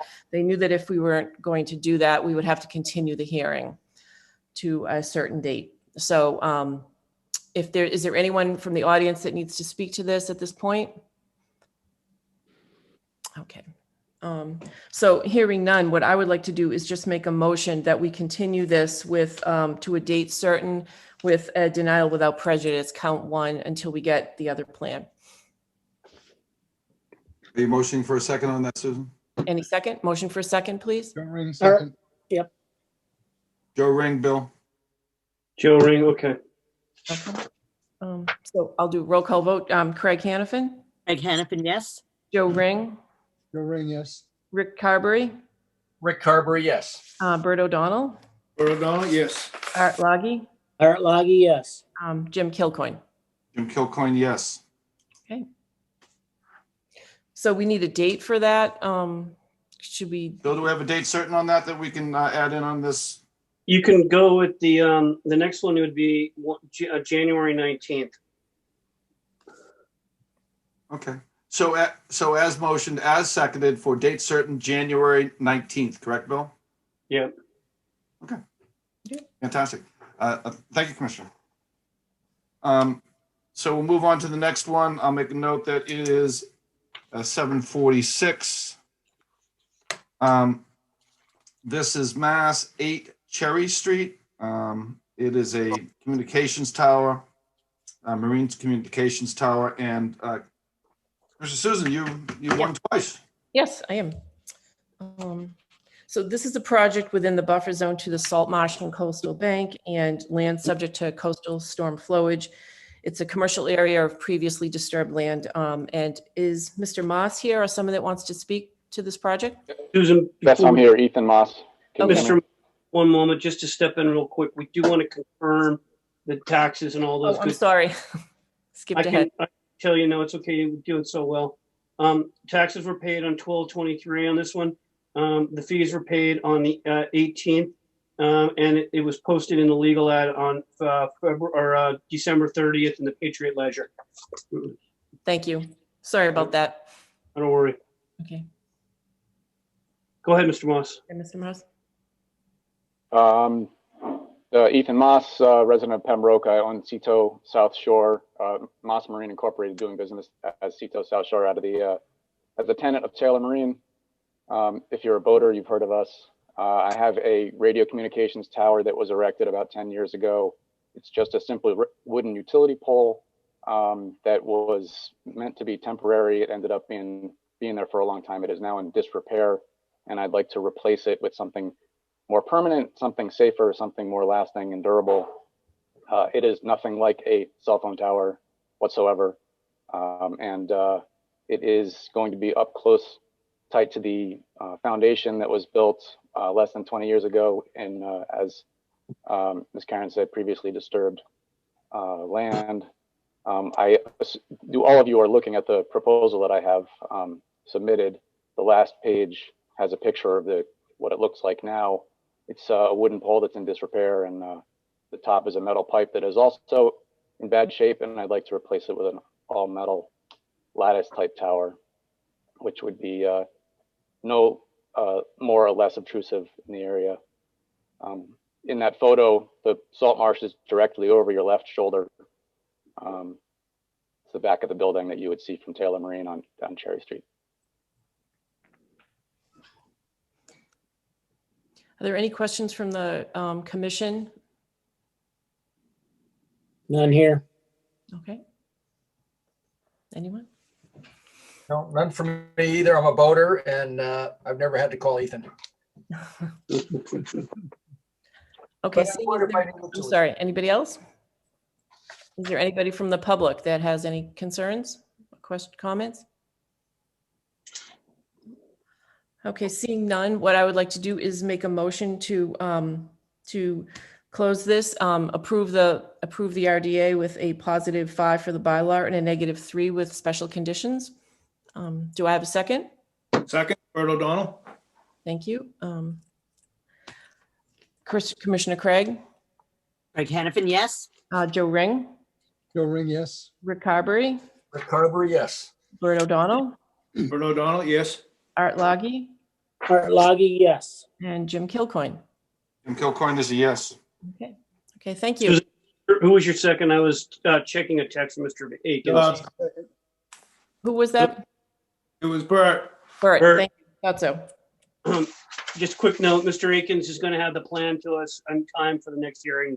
He's grateful to the commission for your time. Thank you very much. Okay, Mr. Moss, good job. You did a nice job on that. You keep us safe in the water. Okay, thank you, Ms. Moss, Ethan. So we are moving on to 97 Wrights Way. I believe I've already read this in, Bill. No, Wrights is brand new today. You're thinking of the subdivision, which was done in 2013. Okay. Green and orange is tough to read. Okay, so I will do that in compliance with the Regulation of Master General Laws, Chapter 131, Section 40, Wetlands Protection Act, the Code of Town of Marshfield, Chapter 294, Wetlands Protection. A public hearing will be held by the Marshfield Conservation Commission on Tuesday, January 5th, 2021, by Zoom. Intent filed by 97 Wrights Way, Lot 11, Marshfield, and the hearing officer is Arthur. Oh, shit. Okay, Bill, the taxes been paid? Yeah, I can go that real quick for you there, Art. Taxes paid in 1223, butters notified in 1229. It's a town bylaw number 20-01. Fees are paid in 12/4 and it was published on 12/30. You have the file numbers that? Yeah, the file number we assign locally, Art. On this one, it's TBF X01 because it's town bylaw only. I'm looking for Miss Jordan, so Burchett. I don't know if he's here yet. Okay, what I'm going to do is if there's someone here to present right after the presentation, I'm going to ask Bill to comment because we did have considerable discussion regarding on B5 on the John Sherman Estates. And so that's the way I'd like to handle that. And then I'll ask for the commissioner. So someone here to present this? Jordan, are you online right now? Yeah, or give him a second. He didn't know that he was supposed to announce and he's going to log in. All right, let me help you do that. Well, bear with me. Give me a 2-minute break here. So we don't take breaks, Bill. So let me. He's walking the field with me. Let's give him 2 minutes, please. Bill, we don't give breaks. We're moving along. Arthur, maybe you could go to the commissioners because they have all the information. We can discuss. So I'd like to move then right into either entertain this, either move to Bill or come back to this one and move on to the next one, which would be Bert's, if we want to have this fellow present. Otherwise, I'd like Bill to make comments. Yeah, Bill, maybe you could give an outline of your perspective on the property while we're waiting for Ms. Boucher to come on, and then we can have him speak. Do you need any help? Oh, you're going to be good in that. Okay, so get online as soon as you can. I'm going to start talking about my side of it. Okay, he's joining us. So basically what we have is we have that isolated vegetated wetland under the bylaw. So therefore this is town bylaw only. So there's no state involvement, only our chapter 294 and 505 are in play here. This one has a variance due to the fact that the subdivision amended orders conditions allow the 2 driveways on lot 10 and on lot 11. This is lot 11, so he's done that. He got started a little bit early. We know about that, and he's filing the notice of intent. We had to go out and find the nubs, which are the small amount of taping left over for the wetland flags. A couple of them were missing.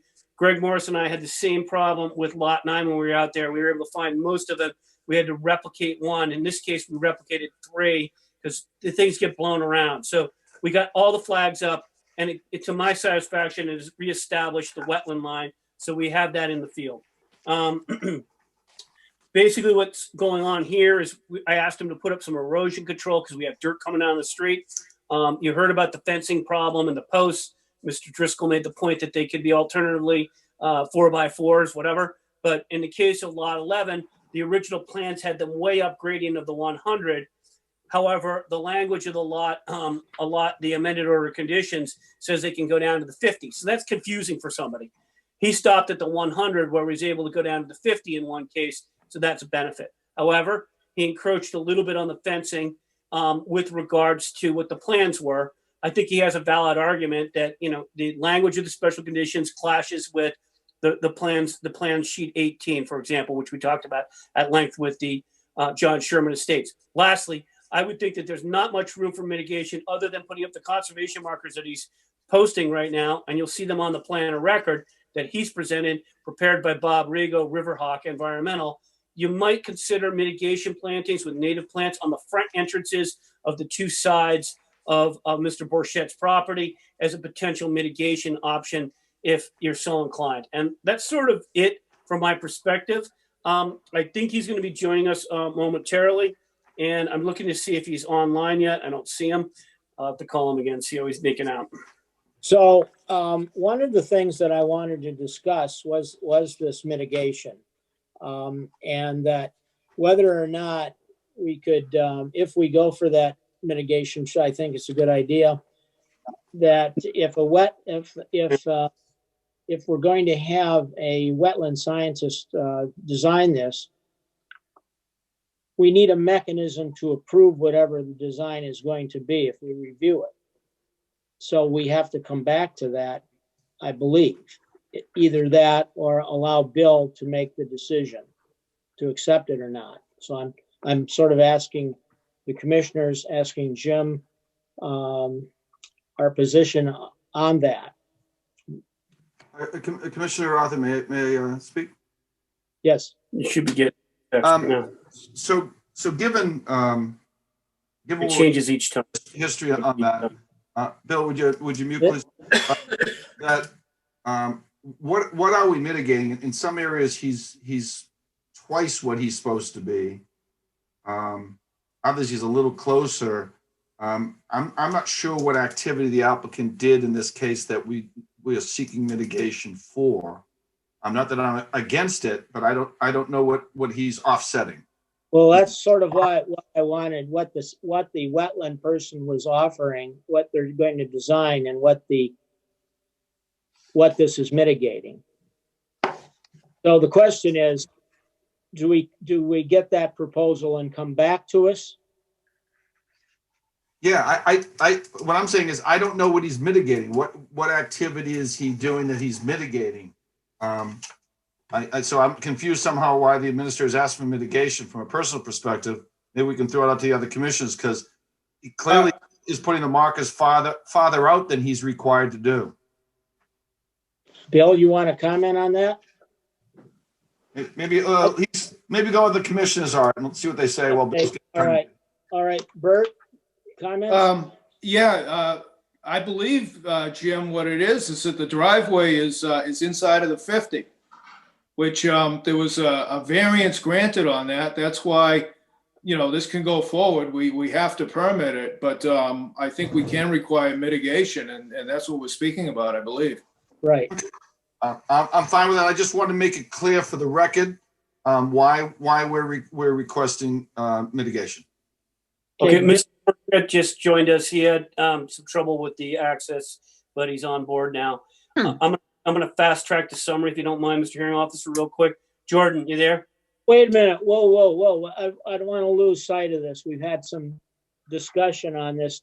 Please talk about the mitigation bill from your perspective. All right. So Mr. Borchett just joined us. You're going to have to catch up, Mr. Borchett.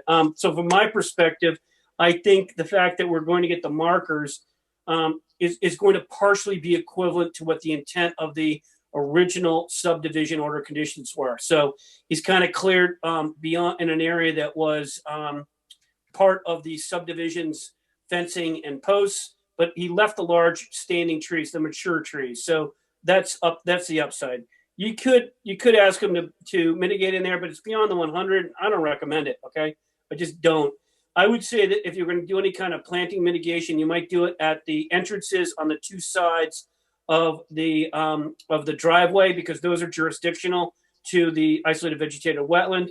And then the other area where you can get the mitigation is he'll have posts and he'll have conservation markers along where he's actually offered them. So he's come in and he's offered that mitigation immediately, and explained to me that he saw that there was a conflict between the plans on sheet 18, as you know, and on the actual special conditions within the amended. So this is a learning curve for everybody because it wasn't really smooth. But I think there's still some confusion on what is the mitigation about? Why are we asking for a mitigation? Well, okay. So number one, the original orders of conditions, amended under the subdivision, required a certain amount of fencing. I think there's no question about that. He's kind of encroached on that. All right. So you have a conflict there. So is there a need for mitigation or not? It was beyond the 100. So you might, in a perfect world, say we don't need that. However, under 505-3, the commission can also regulate on things beyond the jurisdictional boundaries if it so deems it's appropriate. You might not in this case. Okay, so you might not need any more mitigation than he's already offering. I just thought that I ought to bring that to the table in case the commission, under its own discretionary authority, thought it was a pertinent thing to cover. Is that clearer? I think that's more clear, and so I'm not sure myself whether or not mitigation is necessary in this case. Okay. I commented before, I think this would be similar to the one we dealt with on Old Mount Skirgo, where the driveway has to pass through what would normally be a no-touch zone. It's going inside of the 50. Normally with new construction, it'd be outside of the 75. So that's the area that we want to get some mitigation for. And by the call out for the conservation posts out to the 100 along the side of the lot, I think that that achieves some of that. Correct, Bill? You following me, Bill? No, I'm with you, and I wanted to lay everything out on the cards on the table. This property struggled a little bit, and I just want to make sure that all things are seen by the commission, and we basically iron out everything on this day here. Okay. I'm sorry for jumping in late. I'm going to come back to the commissioners. Why don't we go ahead and, as we normally do, go ahead and make the presentation now that the person's Jordan, ready. you can go. Can you guys hear me? Yes, Jordan. I'm not sure what I would, I guess, present on. And it sounded like I came on a little bit later, and you probably already explained this, Bill, but and you did not mention it as I was on, but what's written in the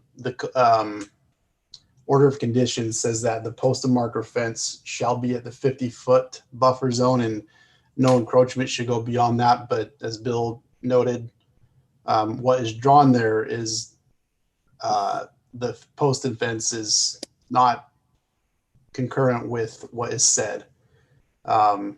So when it was cleared, that's what happened. So I stopped at the 100-foot just based off that, even though at the time I thought I could go up to the 50. I stopped at the 100 regardless, just because I didn't care to go any further than that anyways.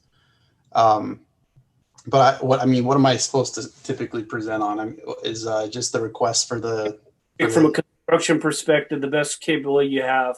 You're primarily here for the driveway and the utilities and the clearing. I request the driveway, utilities, and clearing. All right, we have the drawings and so forth. Let me ask other commissioners. So I think we will go or I'm going to recommend we do go along with some mitigation, but I would like the other commissioners to weigh in. And if we do, my question really is whether or not we can approve that until we see really what the mitigation is, what the plan really is. So I would be asking for a continuation, but other commissioners. Yeah, this is Rick, I think as Bill suggested to do some plantings on each side of the driveway, I think would be something reasonable to consider doing. Any other commissioners? I'm in agreement with Rick. Arthur, may I make a Yeah. statement? I Yes. spoke once before.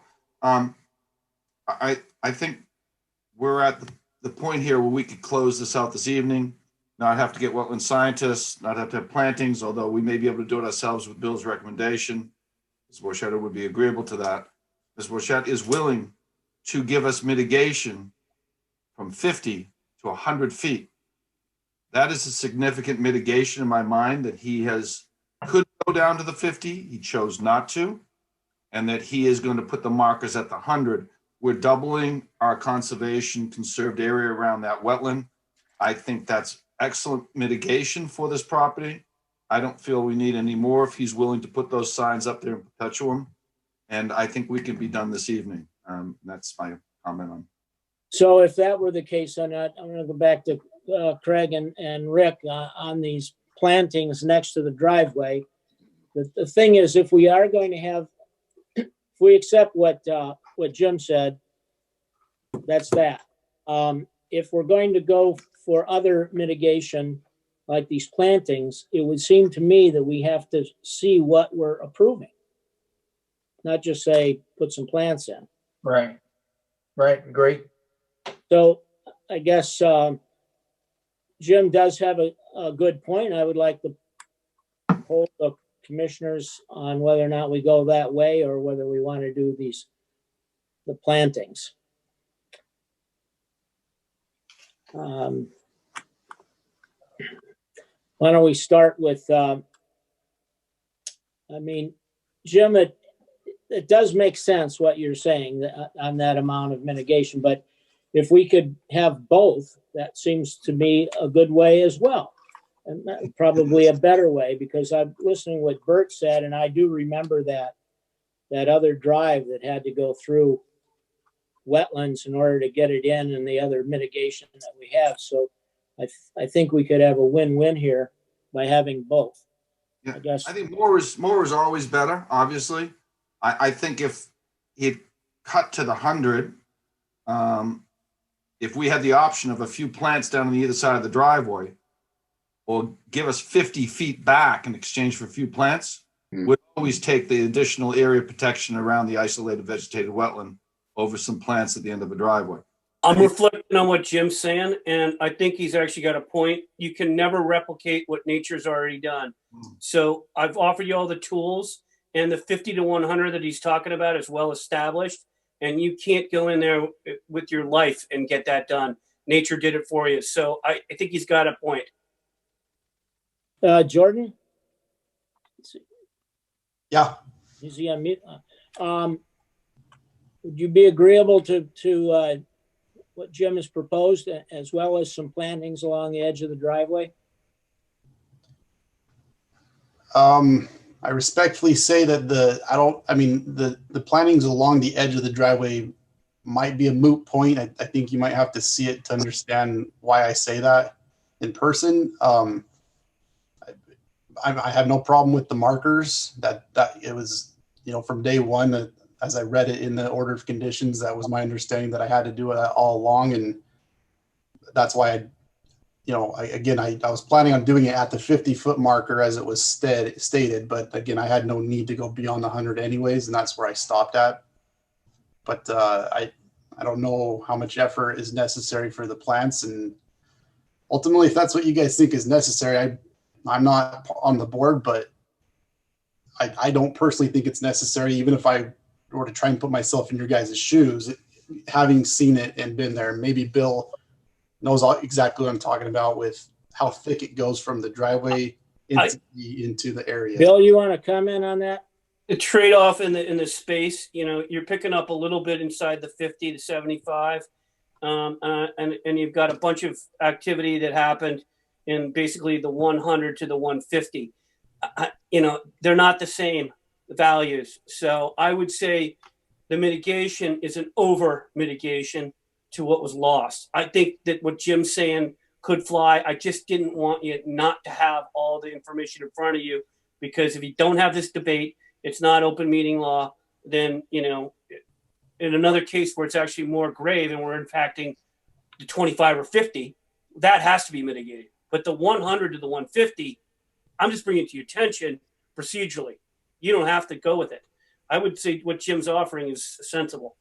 Yeah, I'm going to modify my opinion on this. I mean, generally speaking, the more mitigation you can get in cases like this, the better off the resource areas are. But I think given the move of the markers, which is a lot more value than a few plants at the end of the driveway, I think the plants at the end of the driveway would be nice to have, but not ultimately necessary. And I guess especially if it's going to cause another 2-week delay and more cost and expense for this whole project, I'd be good with Jim's proposal. Any other commissioners? Craig, you had comments before. Are you okay? Yeah, I think Jim's powers of persuasion, I would be willing to accept the markers as they are without going through a formal mitigation and requiring a wetland scientist. Okay, I think any other commissioners have anything to say? Anyone from the audience have any comments? Okay, then I'm going to ask Bill I'm going to make a motion that we close and issue orders of conditions with the special conditions. Bill, can you rapidly go through what these conditions are, taking into consideration Jim's? I know we don't have a lot of time. So Jordan, there's special conditions before you commence. We got to get the orders of conditions. They've got to be registered with the Plymouth County Registry of Deeds. We're going to turn this down as quick as possible. We got to get signatures, etc. You'll need to post a DEP sign. I put mass, but we're basically going to say TBL, town bylaw only, 20-01, I believe is you. Okay, and you need a sign posted on the property. You need to file all pertinent martial bylaws. You're going to have to obtain all subsequent permits. You'll be getting your building permit soon. Erosion control needs to be up. We talked about that. Applicant shall observe 310 CMR 10.0 that no work shall commence until all applicable administrative appeal periods have lapsed. They have to go to the court system to do that, so very unlikely. Coordinate pre-construction site meeting with me. So you'll do a telecon, you'll set it up with Liz. So there's three or so things that need to get done before you kind of hit the boots on the ground again. During construction, best management practice, current building codes are followed. Make sure that the footprint of the undeveloped surface remains open or use pervious coverage only. We need to figure out how many posts are going to go on. So I think, commissioners, every 50 feet or something like that. Any issues with that? Okay, none. So we'll go every 50 feet, and you and I'll figure that out. Every 50 feet. Or is that too much? Wasn't that in the conditions that you spoke about with Greg, Bill? No, I was at the 50. I'm talking about the separation between them. Yeah, but I thought that's what that was. I thought it gave the option of a fence or the posts, and I thought it gave a distance. Yeah, he can have either. I always say, pressure treated cedar or equivalent. No, I'm just talking about the spacing. I thought, maybe I'm wrong. I thought it was in the order of conditions. I don't recall. So I think that it's not specifically in there. It's at the 50-foot setback, not the separation. So I'm asking the commission for direction. 50 or 75? Bill? Yeah. So 50. Go ahead, John.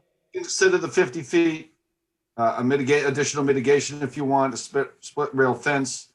I'm sure Jordan will understand it's not 50 feet. It would probably be 15 to 20 feet. So it's a few 4x4s. And he's getting out of the meeting this evening clean. Yeah. Every 50 feet. I'll make it work. Okay. Got it. We'll get them done and we'll get them going. Right.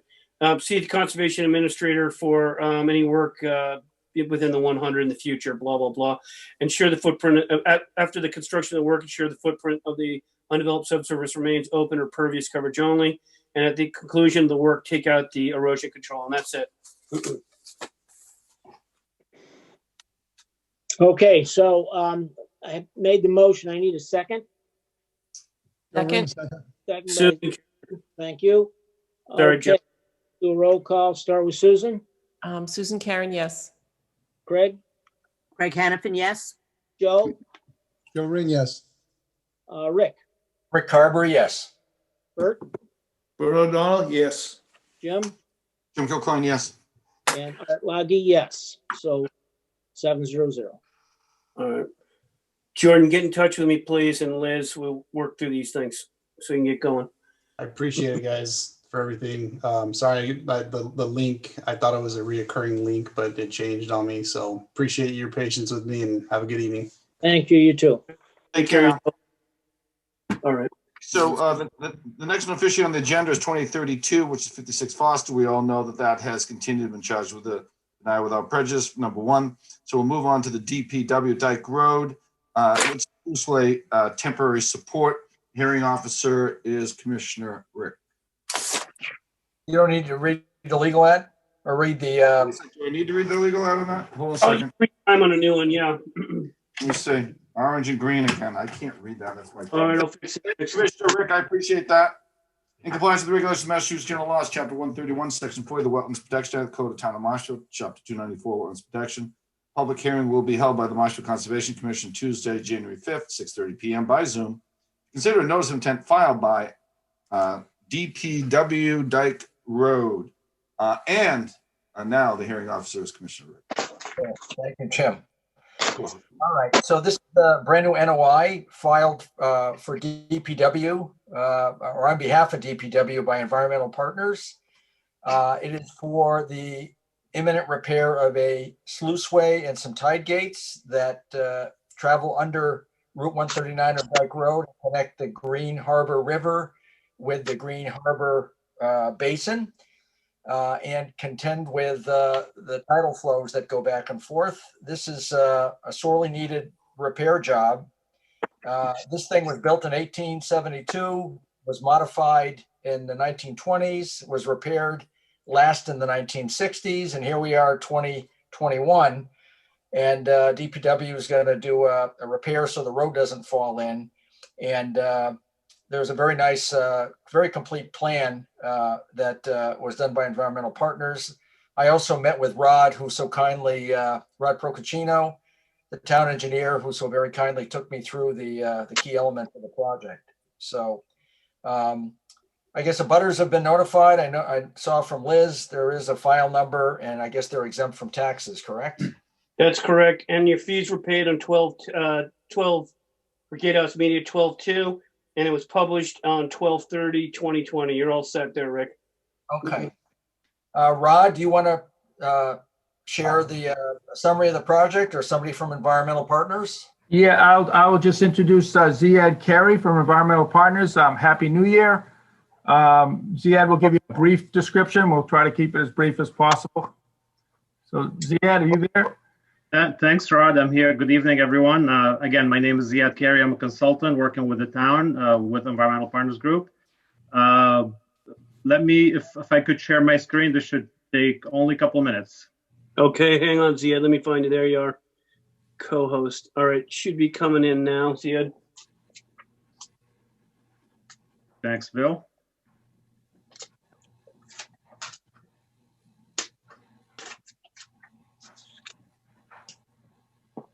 Please let me know if you could see it at this point. Terry had similar issues earlier, so keep trying.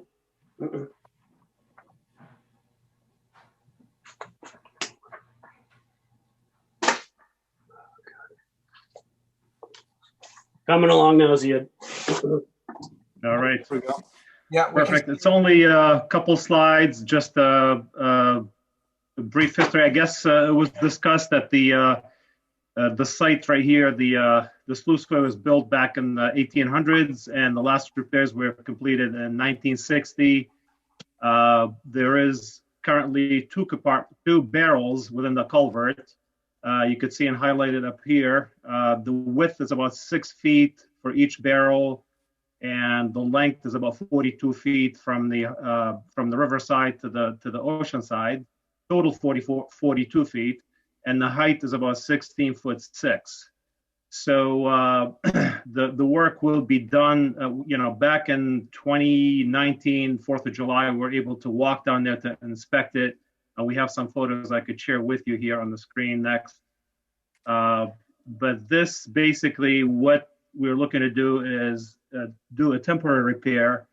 And the idea of the repair, because the center wall that separates the culvert itself was completed back in the 60s, and I think the rebar cage had shifted during placement, and therefore the steel is exposed, and there's some corrosion on the steel, and there's a little bit of a concrete delamination.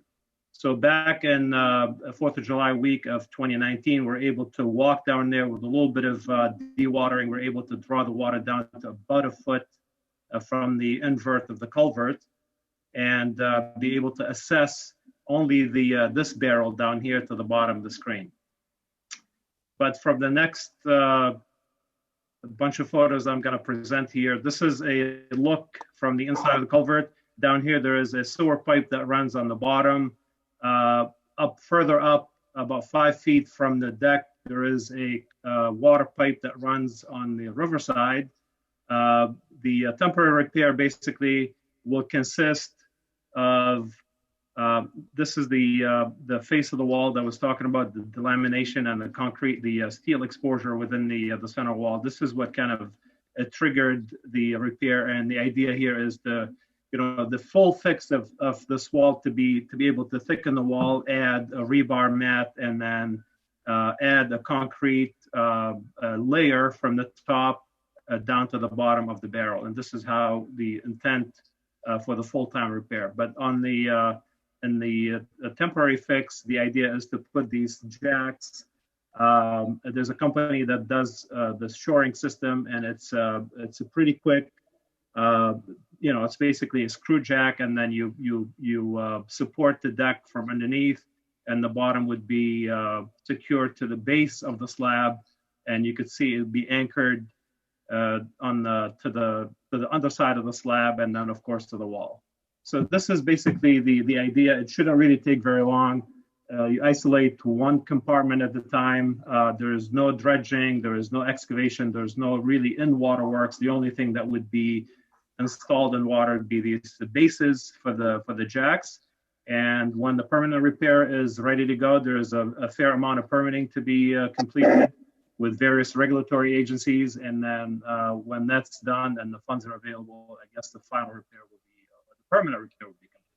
But this is only a temporary fix to support the deck and to make sure there's nothing going to happen with the deterioration of that center wall. Okay, good. Thank you, Ziad. Sure. Bill, do you have some comments to make on the project? You're muted, Bill. Thank you, Rick. I completely missed that. The state has called out on its wetlands protection file notification form that Chapter 91 may be required. This is a limited project. I called that out for you. You could see what the requirements are. And so that means they may have a secondary level of permitting, but then again, they may not. Ziad, maybe you can respond to that a little bit. This property has been heavily flagged in the past. There was the Harbor Master Project. There was a large SHM Green Harbor Marina project. And I just want to call out that it's land subject to coastal storm flowage is the floodplain area out there, which has zero performance standards, and it does not require compensatory storage. So that's what's at play. So Ziad, my question to you is, what are your thoughts about the Chapter 91? Could you reflect on that, please? I think obviously because we're not dredging, we're not altering anything.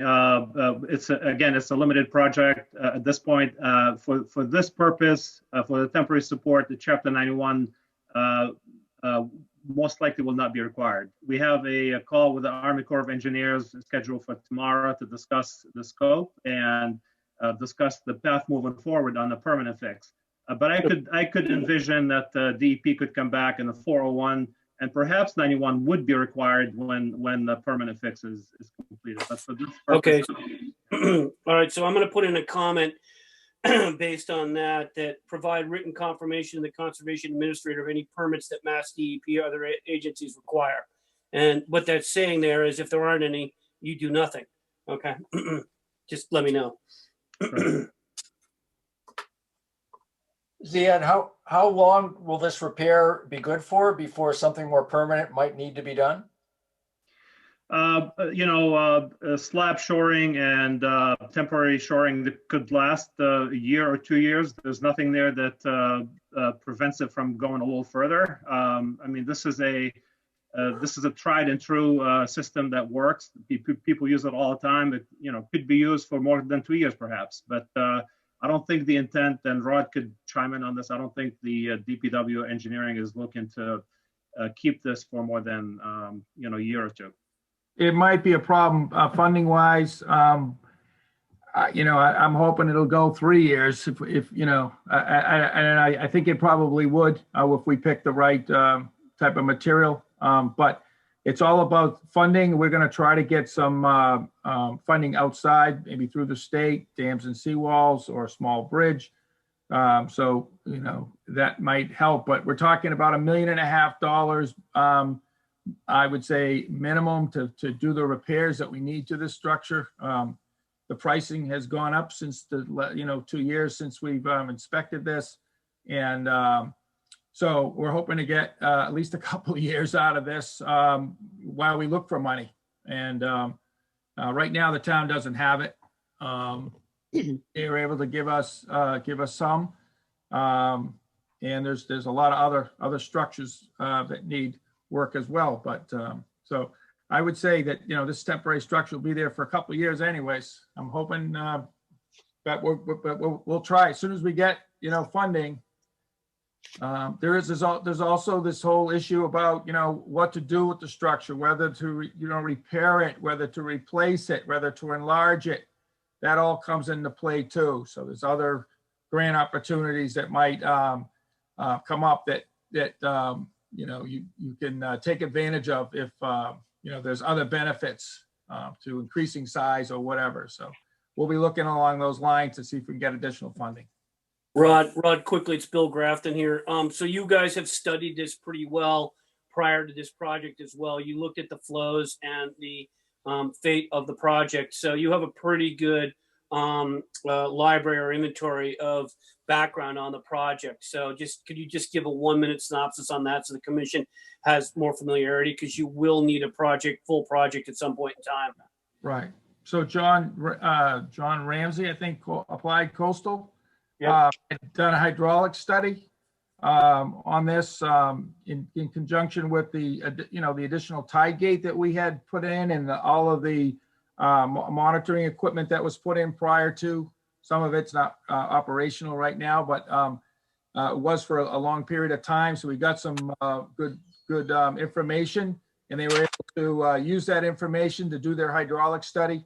That presented some options to, different size tide gates, number of tide gates, that type of thing. So we have a kind of a conceptual alternative analysis with various alternatives presented, and then Ziad came in a couple of years ago, did some inspection, and also presented cost evaluation of various alternatives. So we're at the point now where we have enough information to be able to apply for grants. When we're not, the design hasn't been done. We haven't selected an option. Sea level rise is a major issue.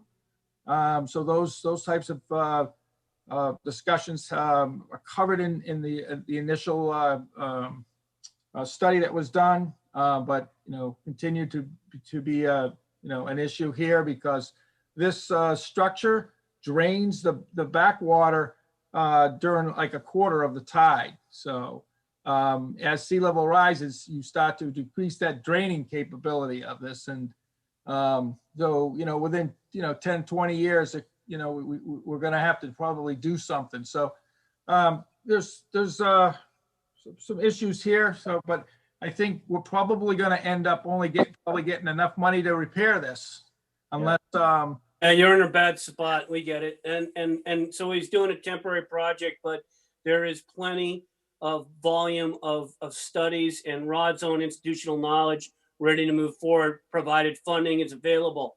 Emphasis on that. Okay, Rod, great job. Ziad, great job. Yeah. Commissioners, other questions, comments? Rick, I've got two questions. Go ahead, Bert. The length of time to complete this work, and is the level going to be changed at all to accomplish this? So if I may, I think the length of time, you're probably looking, obviously if this were to be done in the summertime, would be a little bit quicker, but because now we're dealing with weather and you're going to have to do one compartment at a time, and we're thinking maybe 6 weeks in total. Okay. 6 weeks in, and is the water level going to be regulated at all? So the stop logs would be used in conjunction with local pumping, just to lower that water on the upstream side. So to allow somebody to actually walk in there and then install these screw jacks and the support system. And then once the first one is done, you kind of switch the flow to the other compartment, the other barrel, and then move on to the other side and do the same.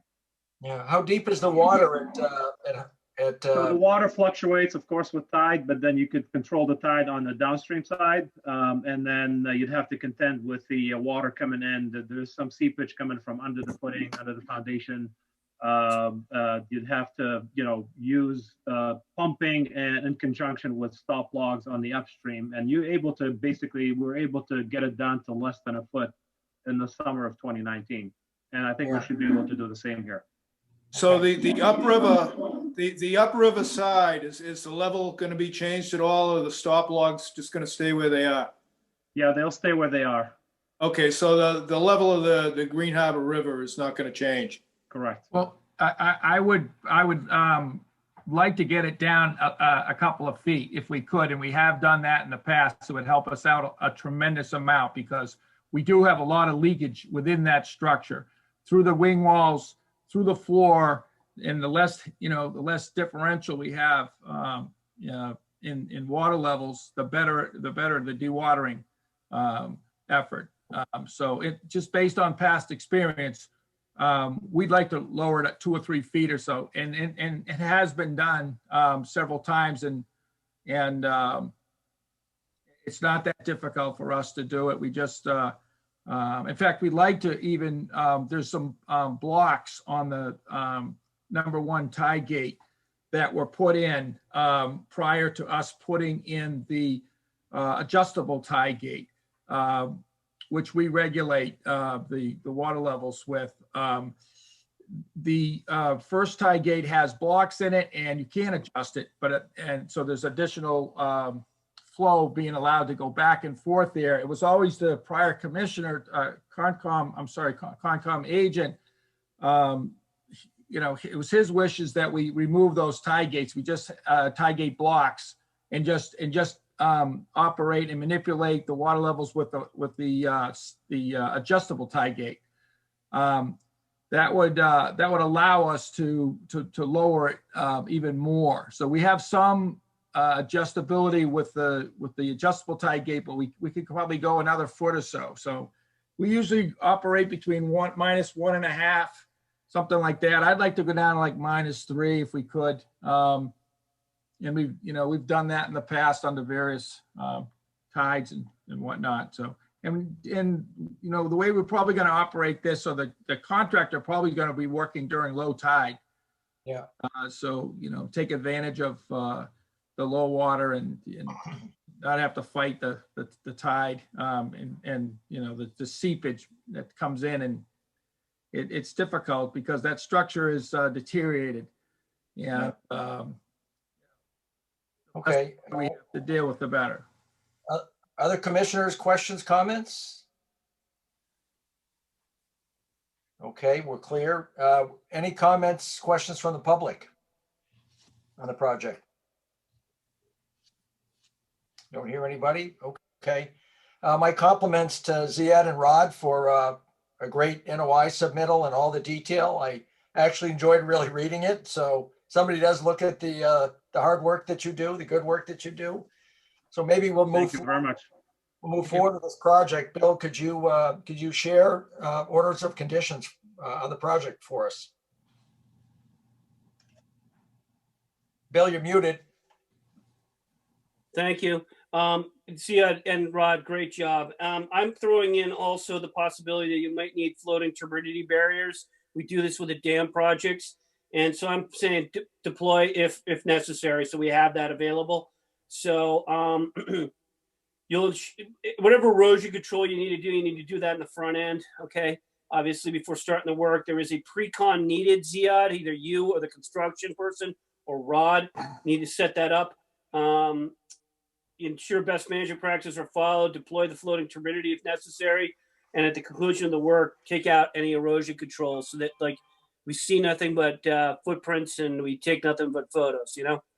All right, that's it. All right, then I'd like to make a motion that we close the hearing with the conditions as just read by Bill. Do I have a second? Second, Art. Second by Art, thank you. We'll do a roll call vote. Commissioner Susan? Susan Karen, yes. Commissioner Joe? Joe Ring, yes. Commissioner Craig? Craig Hannafin, yes. Commissioner Art? Art Loggy, yes. Vice Chair Burt? Bert O'Donnell, yes. Chairman Jim? Jim Kilcoyne, yes. And lastly, Rick Carberry is a yes as well. So 700. Great, got it. Nice work, gentlemen. Thank you. Thank you Good very night. much. Thank you, gentlemen, for coming Good night. in. Thank you. Thank you. All right, we'll move on now to, and I'll make a note that it is now 8:36. We'll move on to Spectrum Homes, 16, 18, 20, and 22, lots 10 through 13, Adelaide Way. This is a grading retaining wall. Let me see how, and Arthur. Yes, sir. I do, Commissioner Arthur has this hearing. It's all yours, sir. Okay, thank you, Jim. Terry, what I'm going to do is break this down a little bit. I'm going to make a few comments and a recommendation. And then I'm going to ask for Bill to make some comments, and then Terry, give you an opportunity you can make a presentation. You can talk about it. So we reviewed the progress report and all the other materials, and it seems it's fairly clear we want to move this along to link these special conditions. And we've got a bunch of special conditions out there, and a little bit of natural heritage. And we also have structural engineer reports that we need on the retaining wall. And I think that the best thing to do is, after we get what it is that we want to listen to Bill's punch list, would be to meet in the field, myself, see if we can get a plurality of the commissioners, certainly as many as we can, to meet on site and go through that list. And I think that would clarify and move this thing along. So that being said, I think, I wanted to make one other comment too. And I know we all agree on this because we've talked about it multiple times, but what we're dealing with right now is sort of the wall and the subdivision itself, but then on the individual houses that would be built, that they're going to have their own NOIs, as we've done with the past ones. So, Bill, would you make some comments here? Sure. First off, Terry, thanks for putting the progress report. The only way we're going to move forward is to get something like that done. So appreciate that. That's a significant step forward. Now we've got something to digest for the commission. And then I think the reason we did that was because the commission obviously perceived that the subdivision needs to address some of the special conditions, but that's murky until Terry put together the report. So we would be stuck without that. Thanks. I think that what we could do is sort of consolidate the two. Terry in good faith has come here to get this flushed out, deal with the structural engineer component and the NOI thing. He wants to get that figured out because it is an element that's concerning to the commission, concerning the applicant. You need some resolution. So that being said, I'm just going to go right to my read on it. Let me catch you up on my items here. All right. Bill, sorry, just one thing. I'm sorry. Sorry. And that I think it will be good to figure out what of each of these conditions have been completed as we go through this. Not necessarily right now, but later. Thinking about this punch list more creatively as we're speaking, but so Terry, you made some comments, on items that you felt were pretty much done from your perspective, which is good. And the commission may or may not agree. You'd said this condition is still in effect with no changes. A little vague. What the commission needs is something tangible that they can say, yeah, 60% done, 5% done, 100% done, those kind of things. So that would be my first comment right there. Now, special condition E. Now we're drawing off 2650. Terry, you're like an author of this as much as I am. So I'm not gonna read them like I did with the last one or anything. I'm just gonna go right through them. I said this work could be basically could be implemented without any issues in relationship to the slope stabilization NOI. And I'm suggesting linking it to the current slope stabilization 2895. So that would be lot 10 through 13. And that has everything to do with overall slope stabilization. Involves the plantings. That's what it was. Sorry about that. So the plantings haven't been done. And we were at this since 2013 or 14. So I could see those kind of being worked out. So you would have everything from the 50-foot down that needs plantings could be tied to the NOI with lot 10 through 13. So that's one comment. Second comment, special condition G. It requires an O&M manual to be submitted to the commission. That's simple. I don't think we have it yet, Terry. And I think if we have that, that would get completed pretty quick. So we could tie that to the notice of intent for the slope stabilization 2895. Special condition I prohibits the use of chemicals, etc. Typically, this is for homeowners association. You link it down, etc.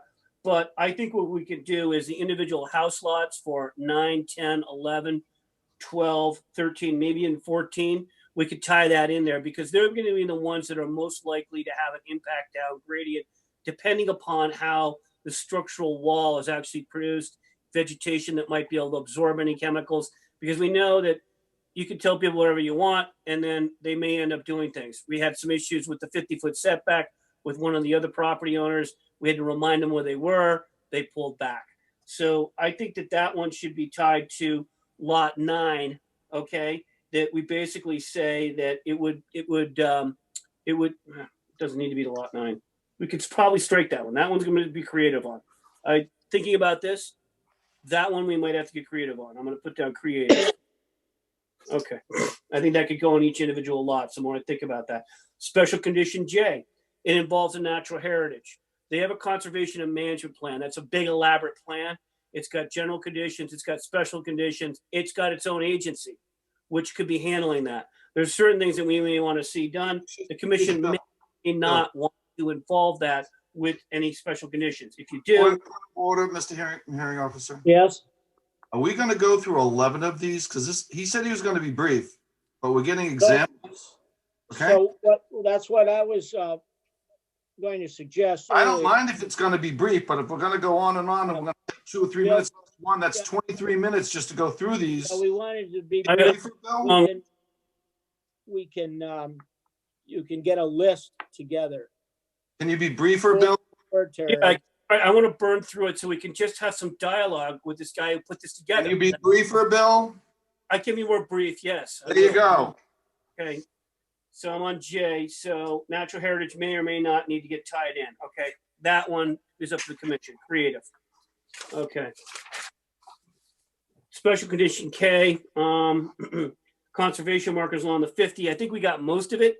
I think if we get a sheet back that shows which ones are complete or not, or if we just get them done, then that would be an option. We could tie that to lot 9, and that should be done in no time. That's an easy one to fix.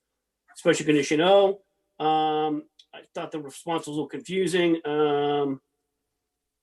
We need to know exactly where the cart path is going. Something was said about what does at present mean or indicate? Because it said at present it's been located. That one needs to be clarified. Special condition R, we're up there, almost done. Subsequent permits, the commission does not have it. So we just need the other permits, Terry. I don't have anything from ZBA or any of their departments. We need that.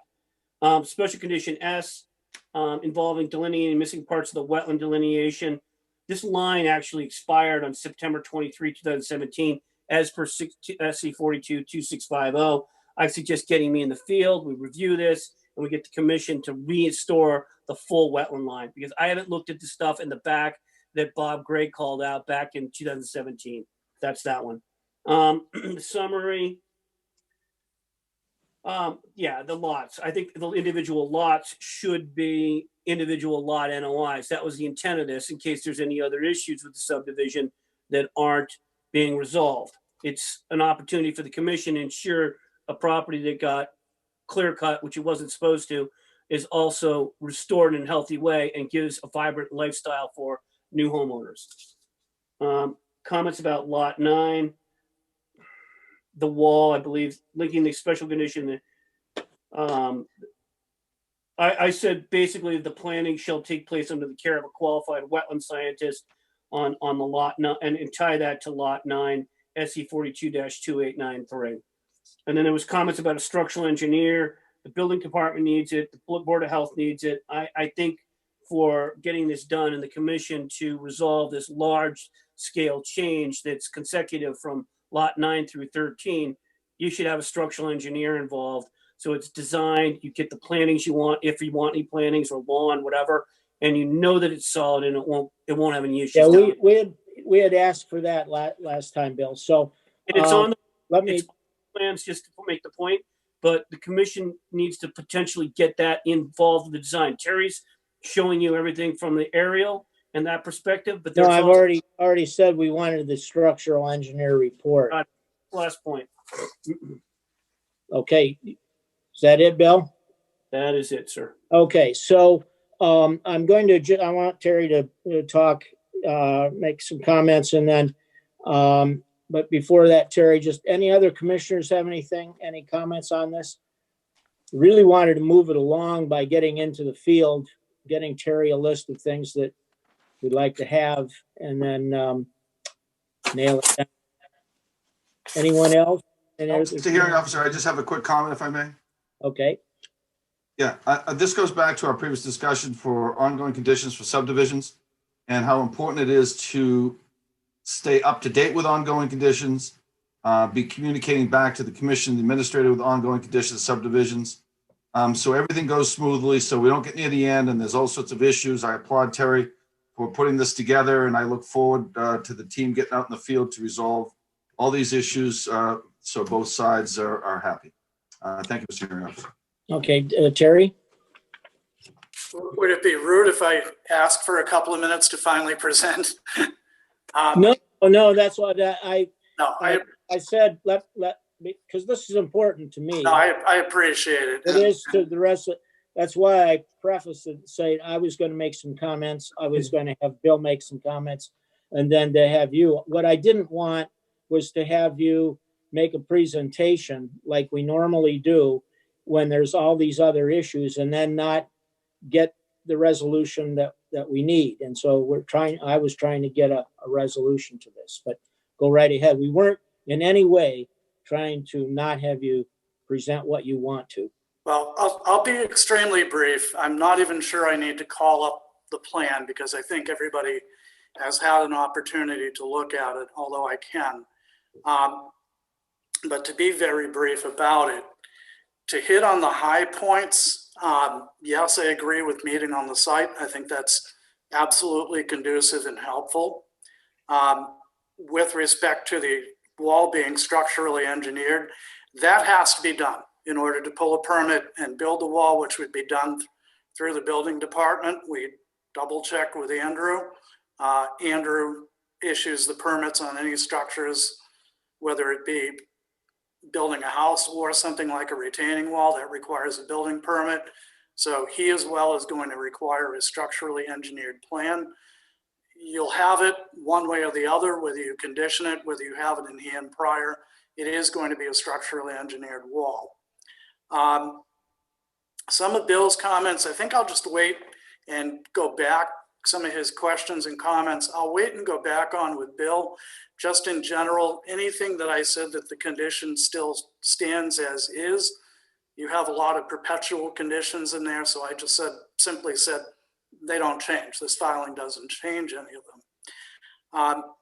I think the only thought for consideration in this was one of the particular areas that the commission expressed back in 2017 that it was of the most critical concern, at least in my recollection, was stabilizing the slopes in this particular part of the site.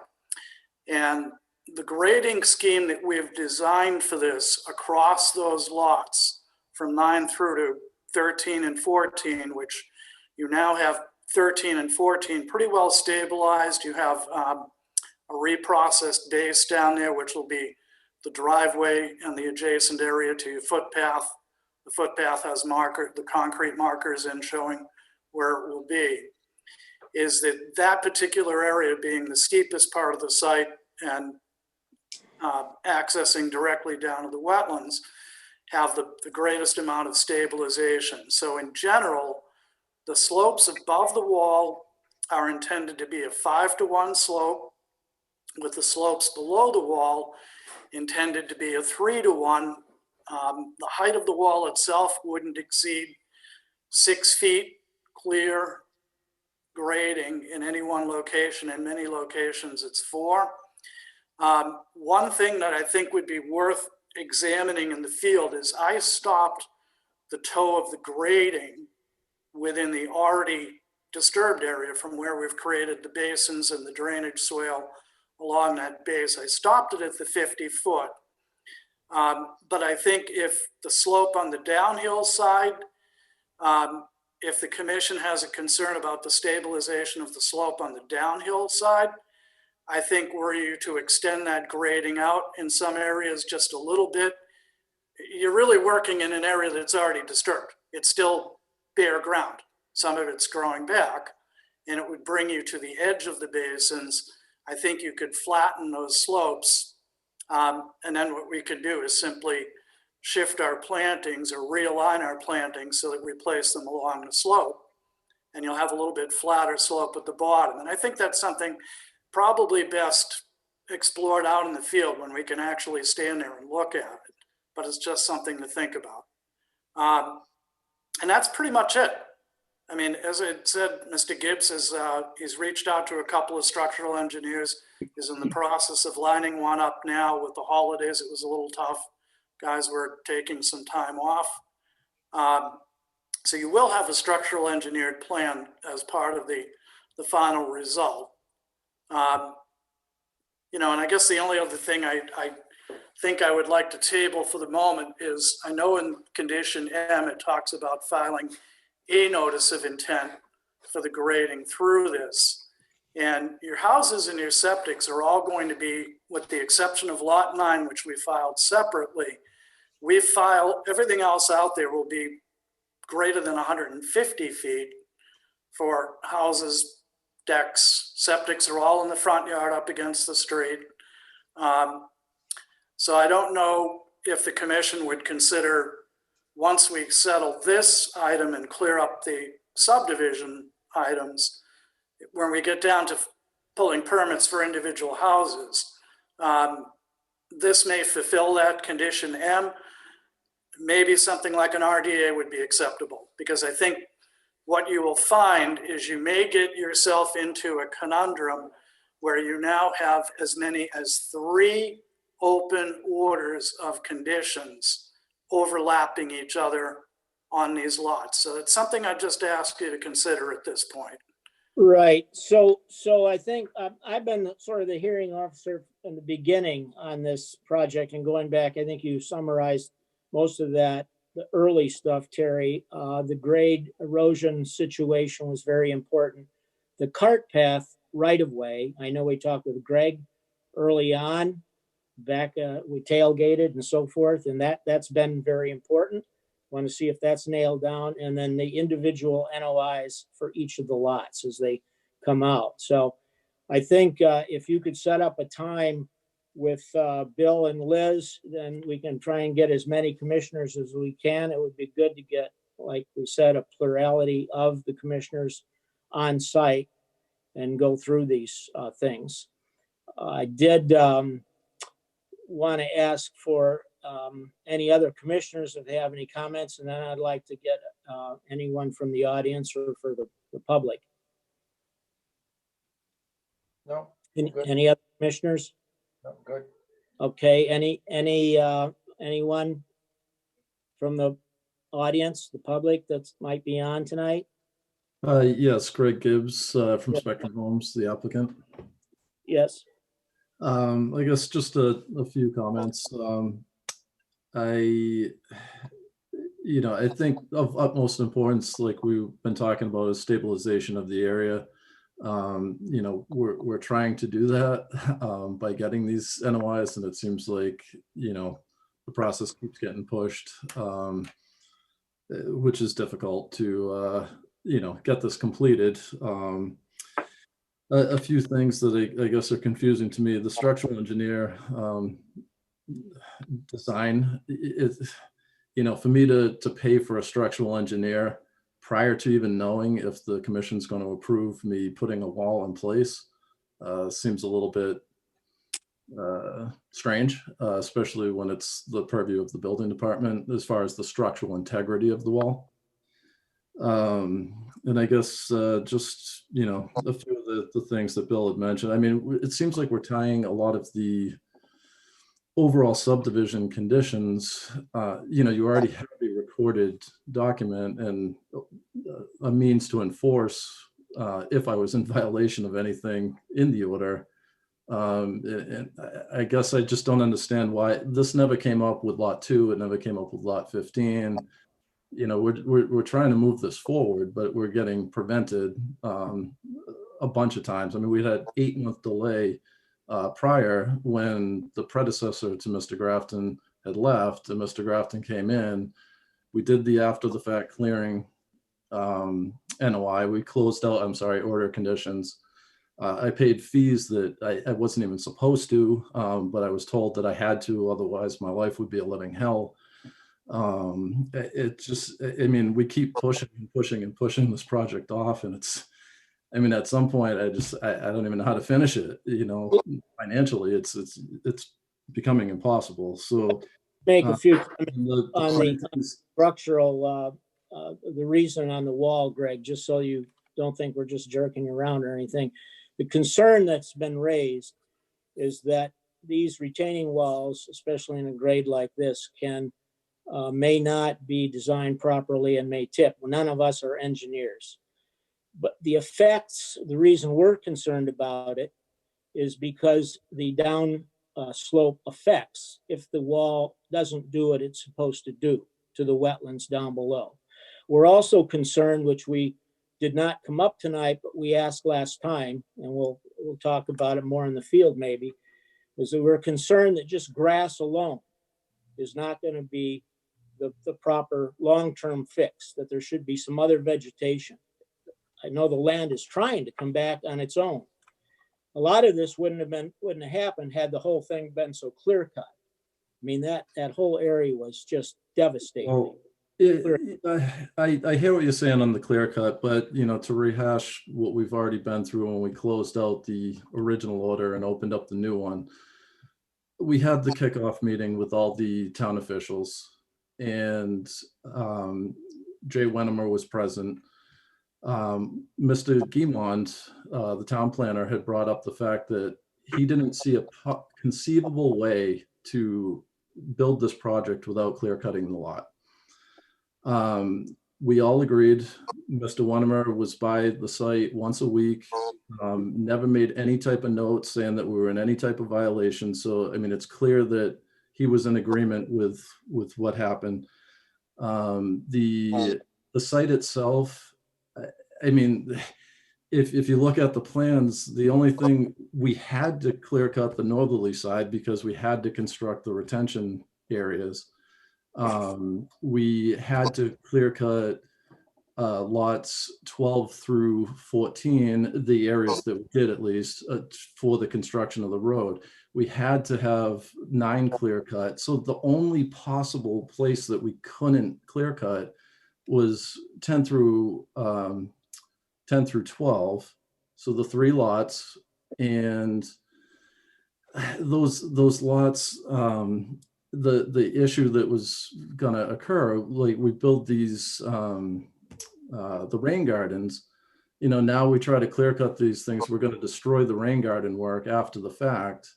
And realistically, the 3 lots that we could have left untouched in order to do the project, they're house lots, and the intent was that they were going to be clear cut in the end. I mean, but again, like it was in the original order, but we've already discussed that and we've closed out that order. We've done an after the fact order of conditions. So it keeps coming up, and I don't understand. Like we've paid our fines. I mean, the fines by the letter of the bylaws, I shouldn't even have had to have paid. But you know, I was told by one of the commission members that's no longer a commission member that my life would be a living hell if I didn't pay these fines. So, and Mr. Grafton was present on this phone call. So, Excuse me, Mr. Gibbs. I mean, Excuse me, Mr. Gibbs. Excuse me, yes. Mr. Gibbs. Gibbs, Sorry to interrupt you. Hey, Bill, have we lost the hearing officer? No, I'm still here, but I'm losing power. I'm trying to get it back on. Sorry. Okay, I just want to make sure, Mr. Gibbs, that he heard you as the hearing officer. I did. I appreciate that. I'd just like to, just so we can kind of paraphrase, that was great up to that last point about the phone call. I'd like to not get into anything. He said, she said, whatever in the situation. Okay, so I think we heard everything. I'm not trying to cut Greg off or anybody else. I think we had no comments from the audience, and I think we know what we want to do. Terry, you right? Yeah, let's get a date to get in the field. Right. Oh, my only comment, Greg, on the clear cutting was trying to bring home of why we're so concerned about the erosion situation, which was pointed out at the very beginning. So anyway. Yeah, I understand, but I mean, the grading per the original plan was a lot more aggressive than what we're proposing now, and it was always intended to be grass. So, you know, it just seems like we're going backwards instead of forward. Terry's designed a wall, you know, not structurally yet, but, you know, like I think he said, that can be conditioned, and it's going to have to be because Andrew's going to require it for the building permit, and Mr. Grafton's going to have to sign off on it. You know, it's tough to pay thousands of dollars to have somebody structurally design a wall and then have you guys tell me, well, we don't want the wall anyway. You know, Correct. We actually have a little bit of funding left over in the consultant fee from like the last time you hired Sabasia. So that could go towards whatever needs to be done. It would be better to have concurrent permitting from your perspective. I think my sense is as long as the subdivision order of conditions are moving forward, this commission wants you to have a project, but they want it to be so that it's concurrent and solid so it doesn't fall down. People don't get hurt. That's all. And we get what you're saying. And Terry did put that on the plans, but wouldn't it be better to get it all in one shot and get it over with? It'd be smoother for you too. So that's really what we're trying to do by getting in the field and getting these things put together and not going around and around. Right now on the wall, I mean, it's mostly a blue line that we all see, and without any detail. And so we want to nail this thing down and do it right. To close it out, if you show progress, the commission has discretionary authority that they can exercise, and then they might relieve you of some of the stuff. Okay. Well, I mean, so I guess to some of the other points, I mean, Bob Gray's, you know, discrepancies that he disagreed with, I guess, with the wetland markers. We had accepted his revisions and went with his markers, not No, I agree. the You're right. original markers. That's not the issue. He called out a couple of areas, and I Yeah, kinda- and we accepted them. All of the 50-foot posts are in throughout the entire project, except for past the silt fence area where I'm not supposed to be working yet per NHESP's order of conditions. So all of the 50-foot markers are in. The cart path is installed with the permanent monumentation installed. So Right. there's no, we think we have it nailed down. It's already there. Right, we got it, but the language said at present, and so we want your confirmation that it's there for permanent. That's what the commission wants. It is And there if for you're saying permanent. it's there, put it in a letter. I mean, whatever it takes, make it Okay, go. I mean, I have the permanent concrete bounds in place, and if you need it in a letter, I can put it in a letter. Yeah, things can be handled rather simply, but when we see one thing, the commission wonders, and I just want to be sure, that's all. So, on the wetland, I'm going to end this real quick. On the wetland line, I have to review it for you. Only the conservation administrator can review it on behalf of the commission or a third party. You don't want another third party. So Bob had left a couple of flags in the back. They're supposed to be out there. Great. On the walk, we'll go see them. Guess what? We'll come back. We'll get the line somehow approved again, and you're set. Okay. You don't need a third party. I'll walk it. Right? Okay. Terry and Greg, are you satisfied that we can move on right now? I'm good. Okay, That's very good. Yep. Okay, so I'm going to make a motion that we continue this hearing. Terry knows what he's going to do. I guess the question is, and I'm looking for Terry's advice on this, is a date. And I guess we need Bill to weigh in a little bit too, because we have to get. We're going to move on this just like the other one. We're maxed out with COVID, but we want these to move forward. This was the meeting. We had the meeting. We need to move forward with a punch list. We need to complete the punch list, get going. That's it. So we'll get going as quick as possible. Well, is the 19th realistic? Terry, I think you need more time, right, or not? I would think we need till February. I would say it has to go one beyond it, because if we're going to take recommendations in based on a site visit that we haven't set up a time for yet, the 19th, literally, we would need to get that material in next week. Yeah, so right. we have to be able to meet this week. We'd have to be able to meet within the next 3 or 4 days at the very beginning of next week. Why don't we make it the second, Terry, and then let's as a commission discuss that we don't want DWAPs on these. You know, they're trying to work with us, so if it has to go out another one, it has to go out another one. Just remember that. But he would like to be on for the second. Is what he's saying. I think it would be good to be one and done if we can do it. So that would be the goal. Okay. All right. Let's do that. All right. So I agree with the one and done, but just so everybody's aware, these buyers for both of these lots have been waiting for months now, and it might be a moot point, as I might be losing them if it goes that long. I know you'd need information, and I get that, but just so that you're aware. Which lots are being sold, Greg? 9 and what? 9 and 12.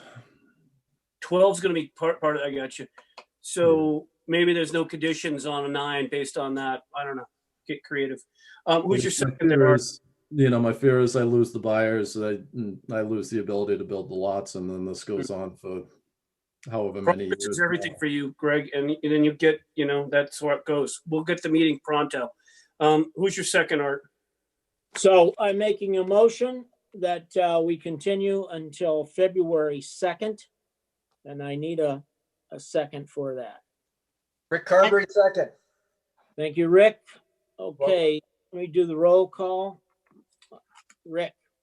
Rick Carberry, yes. Susan.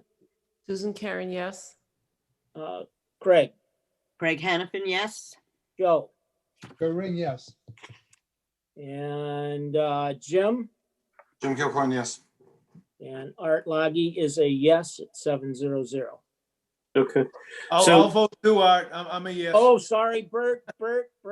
Jim Bert always O'Donnell, does yeah. that to me, and now I do it to you. Okay, sorry. So- Bert's a yes, right? So you have other property, Art, which is lot lot 9. It needs the same situation. So, So Jim, so Jim was going to go move on to lot 9 next, but I was going to suggest that because we sort of lumped everything together and there was discussion on 9, that we just handle it the same way. well, there's an alternative, and the alternative could be that you let them continue to the 19th to provide final information. I just don't know what you can do about the structural engineer on that one, because the wall's tied to the other wall. So I don't know if you're liberating them on lot 9 or if they're going to be. No, I included 9 on that, even though we were going to, but I could, we could, the whole discussion had 9 in there as well. Well, exactly. I mean, they're basically one and the same in a way, but they're 2 separate NOIs. So No, really, that, you have to have separate actions on them. If it's going to be the same out to February 2nd, okay, fine. If you're looking at it differently now that you've heard from Mr. Gibbs and Mr. McGovern, then that's that. well, Excuse me, Arthur. Yes. Oh, did we do a roll call vote? Are we done? What are we discussing here? There's 2 lots, Jim. There's So I know there there's are, but we closed out. you closed out 10 through 13. Have we opened the next discussion? You moved on to it. I It's already never said anything. It's already been read into the legal ad, so it's just moved on to. I just want to make it clear for the public because I'm like, okay, no one said, now we're moving on really to 9.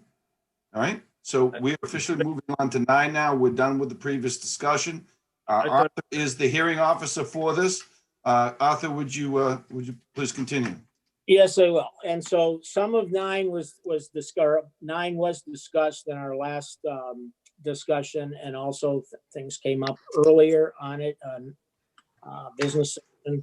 So there's the wall itself is going to be attached to the rest of the wall, and I think unless Terry thinks we can do it, I think it's a structural engineering situation to try and meet it. So I think the thing to do would be to just do it on the 2nd as well, unless. I don't see how you get around that unless you simply accept and make it a condition on lot 9 that you have a structurally engineered plan, which is He's got a point. You can make that a D1 on lot 9, that the structural engineer has to build the wall and you can't start the work until you get that done. You could do that on that particular one. Is that one of the lots that a potential buyer is considering? Yes. Yeah. And it has sort of less, I believe. Correct me if I'm You're right. wrong. You've got it right, Art. It's less of a concern. Yes. It was a standalone. I would say the commission probably didn't have as much concern on that one as the other ones. Well, from my perspective, I think we should, if there's anything the commission can do to provide some comfort for the buyers for this lot or the other one, I think we should try to do that to help out here. Lot 12 is attached to the big wall, though, Rick. No, we've already got passed the other ability one. on. Let's deal with 9. If we want to entertain making it a special condition. There are these other linkage, though, on these special conditions that we would try and get out there earlier. Terry can meet it. Yeah, I'm Next willing to meeting. go out there anytime. Yeah, so let's go sooner rather than later and try for the 19th on that one. Right, Art? Let's do it. Okay, the 19th. And the concept would Mr. be, Arthur, Eric, a comment for you. Yes. So we just spent 30-something minutes discussing the other lots. And we went over fairly detailed conditions that we're tying in to make sure that the subdivision is up to snuff where they're supposed to be. And we talked a fair amount about the wall. The wall is the smallest wall on lot 9. Right. I don't see why we couldn't condition 9. We're going to capture that wall and that structural engineers later on lots 10 through 13. So there's plenty of authority of the commission to make sure that wall is structured appropriately. And I don't, and we can have all these linkages that we had through the other lots, and I think we could, I can clearly hear what Mr. Gibbs is saying. I'm very sympathetic to listening to his story this evening. And that's just my thoughts, that maybe we could find a way to get that done and going. I think that what everybody wanted, and Jim just said it better than anybody else could. So that's the 19th then. And you're basically Right. looking at So- one So requirement. Bill, Yes. you can get the IKNS over to Terry. We meet in the field and put it on the 19th. So maybe we can get over there in the next several Online. days. You know, and we'll get, Terry's gonna get with Liz and get an appointment with the plurality of the commission and me. All right. And get us out there sooner rather than later. Well, for Terry to make the 19th, we're gonna have to do this right away. This one is probably a heartbeat away from being done. We'd have to have that meeting on Wednesday, Friday, or Monday when I'm in, or I'll come in on Thursday, even though I'm working a COVID schedule that day. I'll do that. Friday. I'm good. Friday it is, okay. So rock and roll with Liz in the morning or whatever and make it go. I would do my own scheduling, but I'm notorious for double and triple booking myself because I try to meet everybody's expectations.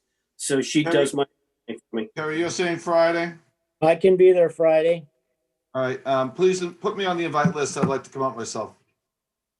Everyone put it on the schedule. Thank you, Terry. Thank you. Thank you. All right, so Can you do? We got you. I'm making a motion that we're continuing this until the 19th. Second, Craig Hennepin. Thank you, Craig. Okay, let's move on with the roll call. Craig? Craig Hennepin, yes. Thank you, Bert. I'm not going to forget you this time. Bert O'Donnell, yes. Okay, and Susan? Karen, yes. And Joe? Joe Ring, yes. And Rick? Rick Carberry, yes. And Jim? Jim Kilcoyne, yes. And Art Love, yes. 700. Thank you all.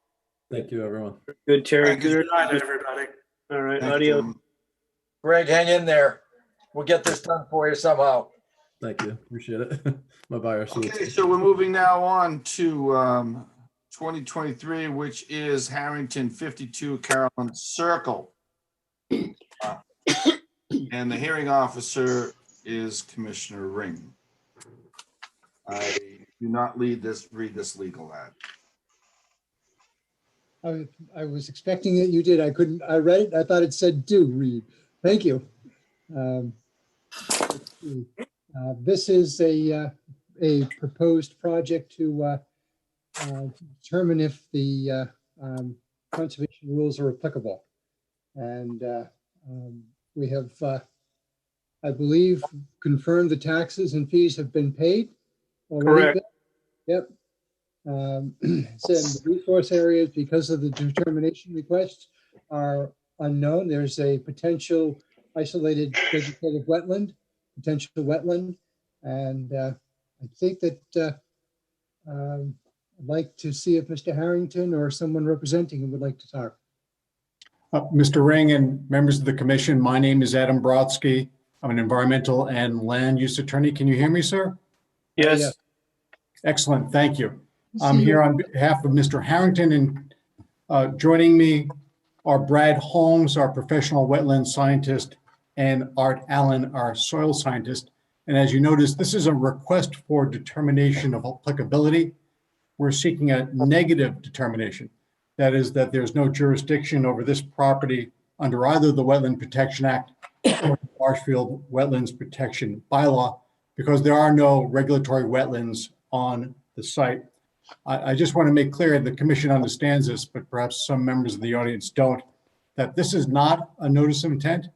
There is no project being proposed, and therefore questions concerning impacts of development are not relevant, and similarly questions regarding zoning are not relevant. The only issue here is the wetland delineation. And Brad is going to explain to you his application of the DEP methodology in delineating the wetlands on the site and his conclusion that there is not a predominance of wetland vegetation. And then we're going to ask Art to briefly speak to his analysis of soils, because while there are hydric soils on the site, because there are unique geologic conditions throughout this entire neighborhood, there's no wetlands hydrology.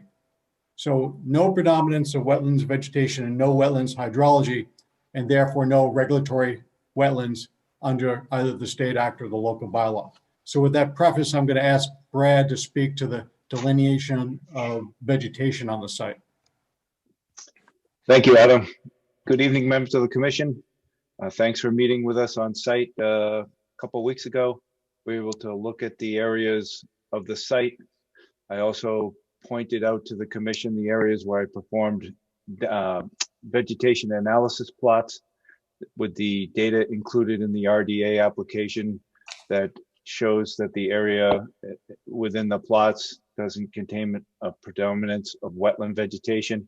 We're also able to overview the general characteristics of the lot.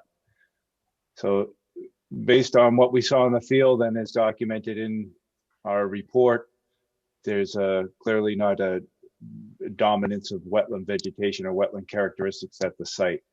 I also prepared and submitted to the commission an additional information submittal on dated December 22nd to provide the commission with a little bit more background on hydric soils and wetland classification and how one would view this site and the regulations. And that's been submitted, and I hope the commission was able to get a chance to look at that. So it's very simple. I'll leave it at that. It's an upland lot where there isn't an area that contains a dominance of wetland vegetation, and I'll leave it at that and turn it over to Art for his analysis of soils at the site. Good evening, Arthur Allen from Ecotech Incorporated. Certified professional soil scientist and licensed soil evaluator.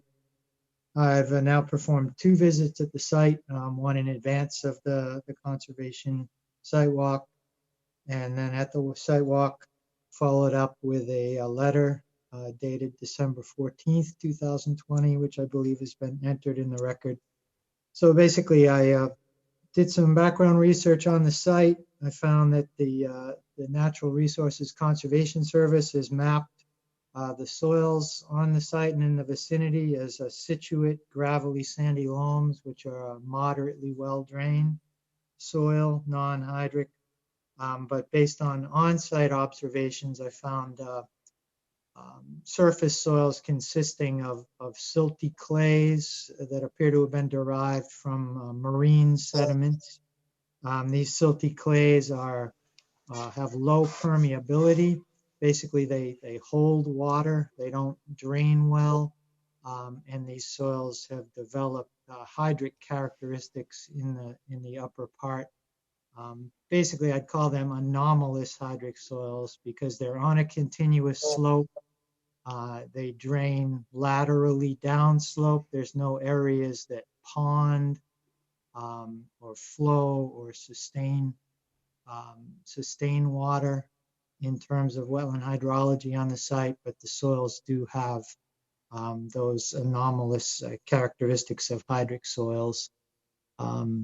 And that's essentially my finding, just in terms of the soil conditions on the site, that an explanation of why you would have those types of soils, but have a site that's not capable of supporting a dominant wetland plant community, again, due to the fact that those soils have positive drainage, similar to the soils and the sites on either side and down gradient that are all fully developed, but they're on that continuous slope, and the water can't pond or stand on the site. It drains off, laterally and down gradient. Thank you. Thank you, gentlemen. Any additional from the group of you? No, Mr. Ring, but we're obviously here to answer any questions the commission may have. Thank you. I think it may be beneficial if we could have any comments that Bill is willing to make at this point. You're muted, Bill. Sure, I'll do that again. Testing 1, 2, 3. So I looked at the report that was given to us initially that led to the requirement for a site visit. I looked at the report from Art and also from Brad, and you know I'm going to say it again. I'm not a qualified wetland scientist, and I'm not a soil expert, but there are some inconsistencies here and things that haven't been addressed. My first comment to you is the RDA is a tool to determine whether or not an NOI is required or not. You can also use it for wetland delineation, but I think you actually need to be looking at a notice of intent with this particular property. It's my contention that to the rear of the property, behind the stone wall, there is an isolated vegetated wetland under the bylaw. It has plenty of large, mature red maples, which are a FACT-starred plant, which means that the Wetlands Protection Act identifies it as a wetland indicator. There's also several yellow birch, which are FACT back there, and there is a high bush blueberry. These are all natural conditions. When I looked at the test plots that Brad had given us, test plot 1 and 2, I noticed that there was a duplication of several plants. I would petition the commission that they don't accept the layers that are duplicated. It's one or the other. In the case of the test plot 1, you had a 4:3 upland to wetland, and it was the multiflora rosa, which was duplicated in the layers. If you take that out, you have a 3:3 over on that location, and it's a wetland by plants. Next, test plot 2 was selected. It was highly disturbed. It was an 8:1 with a double forsythia and 2 different layers. Let's just say you take it out, you still have a 7:1. It's a disturbed layer. My question then is, how come down gradient 30 feet, where we had a soft rush, which is a FACT wet to obligate species, was not chosen as the test plot 2? So I find that a little inconsistent. Next, there was a site visit by Art at some point in time, say October or November. I don't recall, but I do recall when we were looking at test pit E5 that I had asked twice for a plot plan showing the augers that were selected and also the tile spade locations. Art had mentioned that he didn't have the data from the lithology. That's understandable, but we did not get that site plan. Next, I asked for all... Point of order, Mr. Grafton. I just want to confirm that all the commissioners are present. I'm still here. Okay, thank you, Arthur. Yeah, I'm sorry, but See you. Can't see you. That's just want to make sure we're all here. Testing 1, 2, 3, please. So I asked for all 6 locations that were selected and samples that were taken on 12/11. We got 5. In particular, I was interested in the ones over by E4 because there was the disturbed area. There was a test pit, and then there was a second test pit which E4 is located on the report. And there were different types of soils, which is an inconsistency that close together. Then, in addition to that, we have credible input from a neighbor showing that a vehicle came and was on the property, a truck of some kind in 2013, and then there was a test pit. That's an inconsistency. So all these inconsistencies don't add up to that the RDA is the correct mechanism. We actually need an NOI just to simply get the wetlands delineation discovery so that the commission has clear and convincing information so it can make its determination. The RDA is supposed to be a simple tool to yes, no.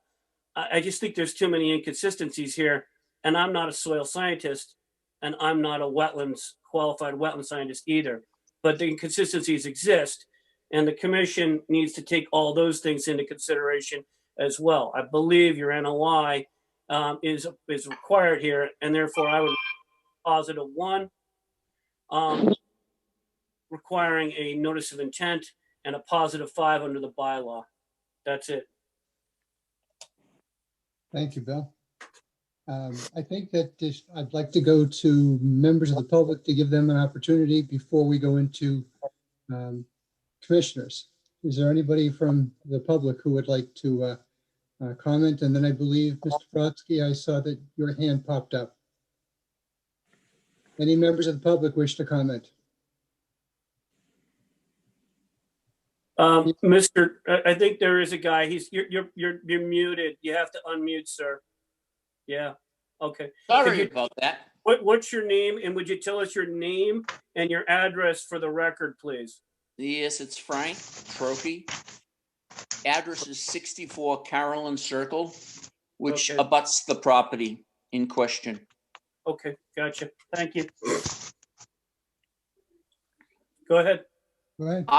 I've my wife and I have lived at that property since 1986, and have experienced.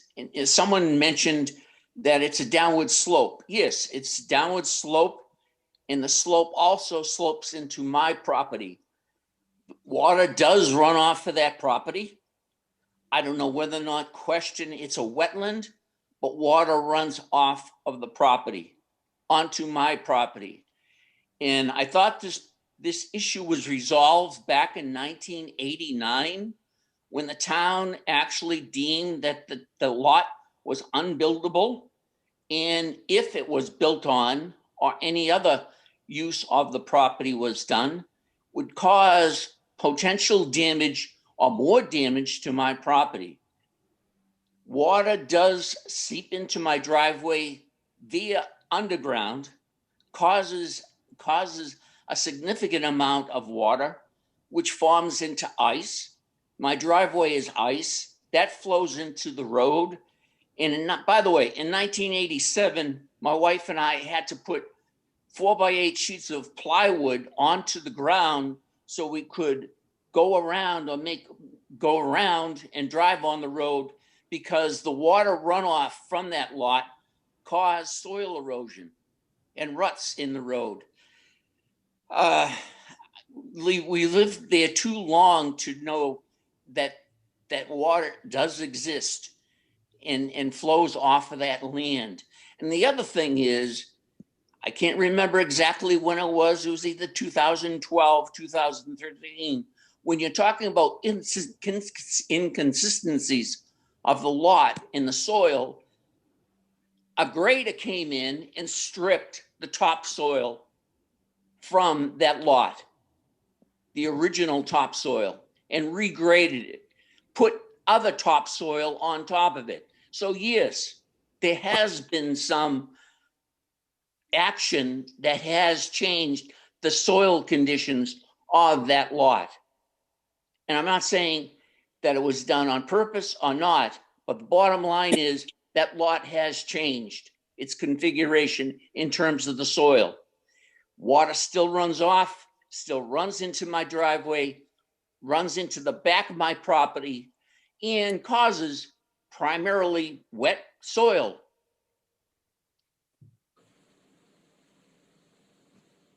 By the way, and they don't call that Spring Street for no reason.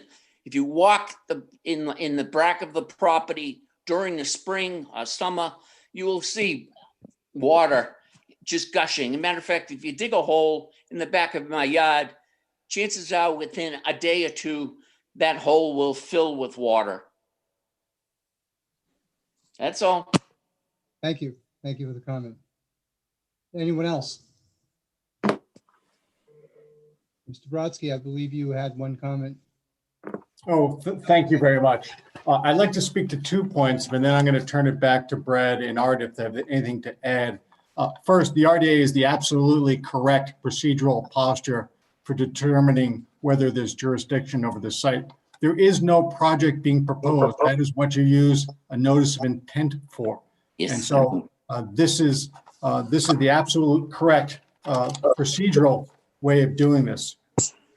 Second, again, I'm going to respectfully disagree with a number of things that Mr. Trophy stated, is that the town ultimately, for purposes of zoning, did determine that the lot was a lot of record and was buildable for purposes of zoning. But again, that's not relevant to the issue before you. And Art Allen can speak to the issue. There's no evidence of filling or stripping of soils. The soil test results are evidence of that. What has happened is that there have been a series of test pits dug over the years in order to perk the site for purposes of Title V. And so I think Mr. Trophy may be mistaken. Bill, you don't With respect to the elevations, we provided you with photographs that show that, in fact, Mr. Trophy's property, if I have this correct, is at a higher elevation than our property. He gets water from further up on the hill, there's no question, and may have surface water issues. They're unrelated to anything related to this property, but that's not the issue either. The issue is whether there are wetlands on the site. I don't believe there are any inconsistencies in either Brad's plots or Art's conclusions, but I'm going to let them speak to that because they are indeed qualified professionals. They're professional wetland scientists and soil scientists. So I don't know if Brad and Art, you have any comments on Mr. Grafton's statements.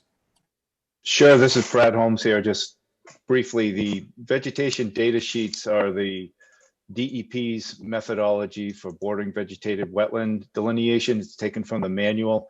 It's the tool that we have to record each layer of vegetation. So that's the methodology that we use to record the data.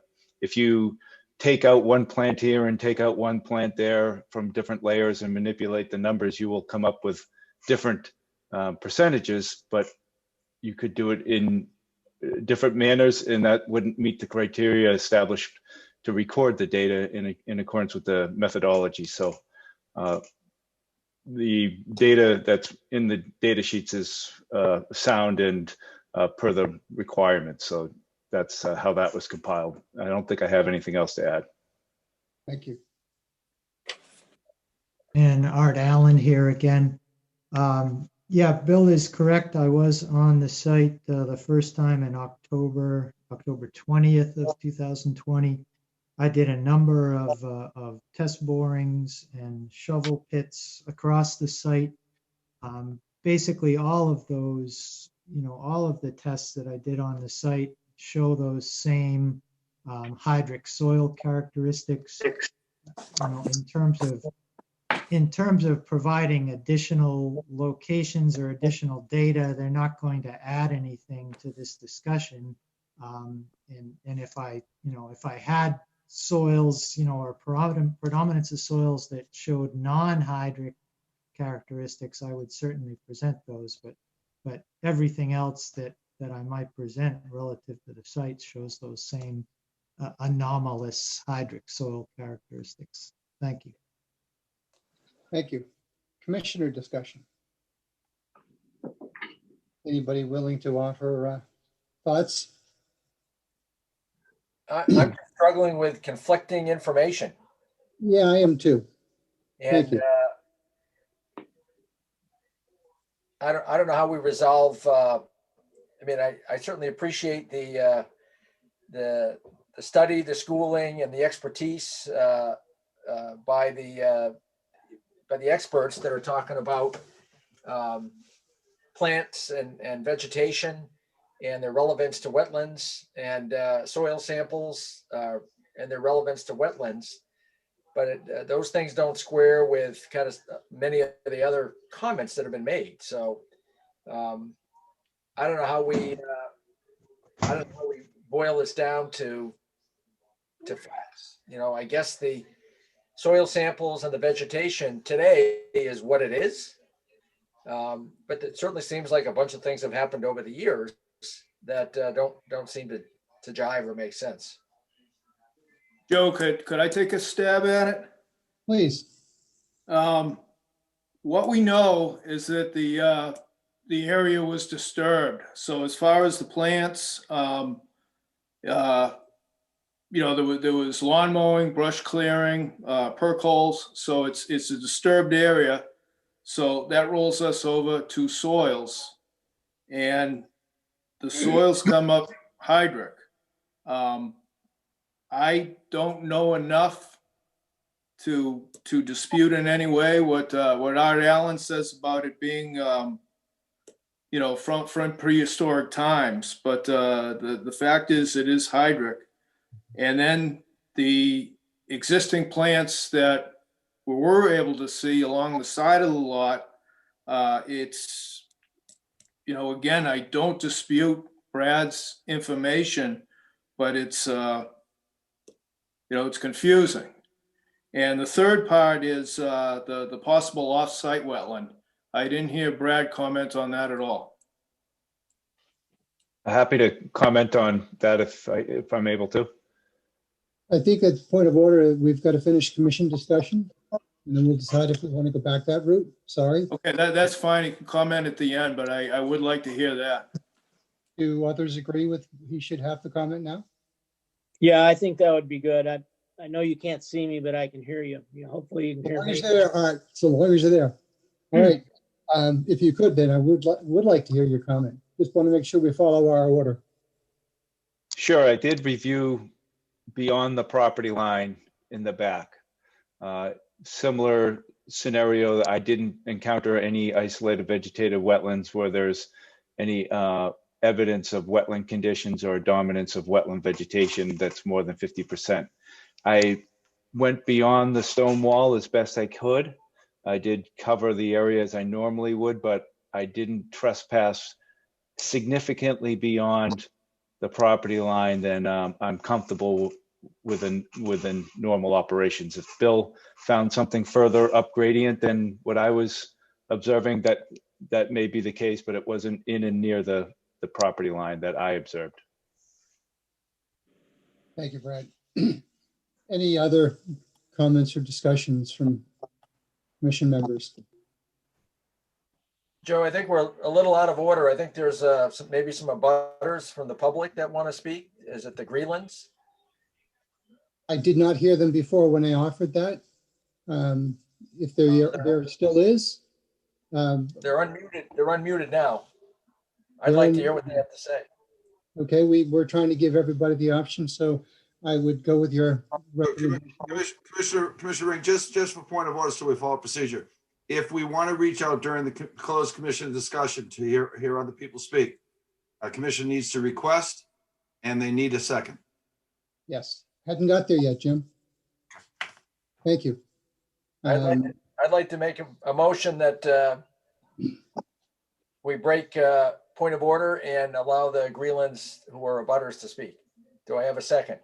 Second, O'Donnell. All right. I hear plenty of voices, and Joe, quickly, Joe, you need to vote on that because I think he made a motion. So I think you need to take a vote and complete it, or else you'll procedurally in a foul. No, okay, no. This is procedural only. That Rick just said he made a motion. This is not an official motion, Bill.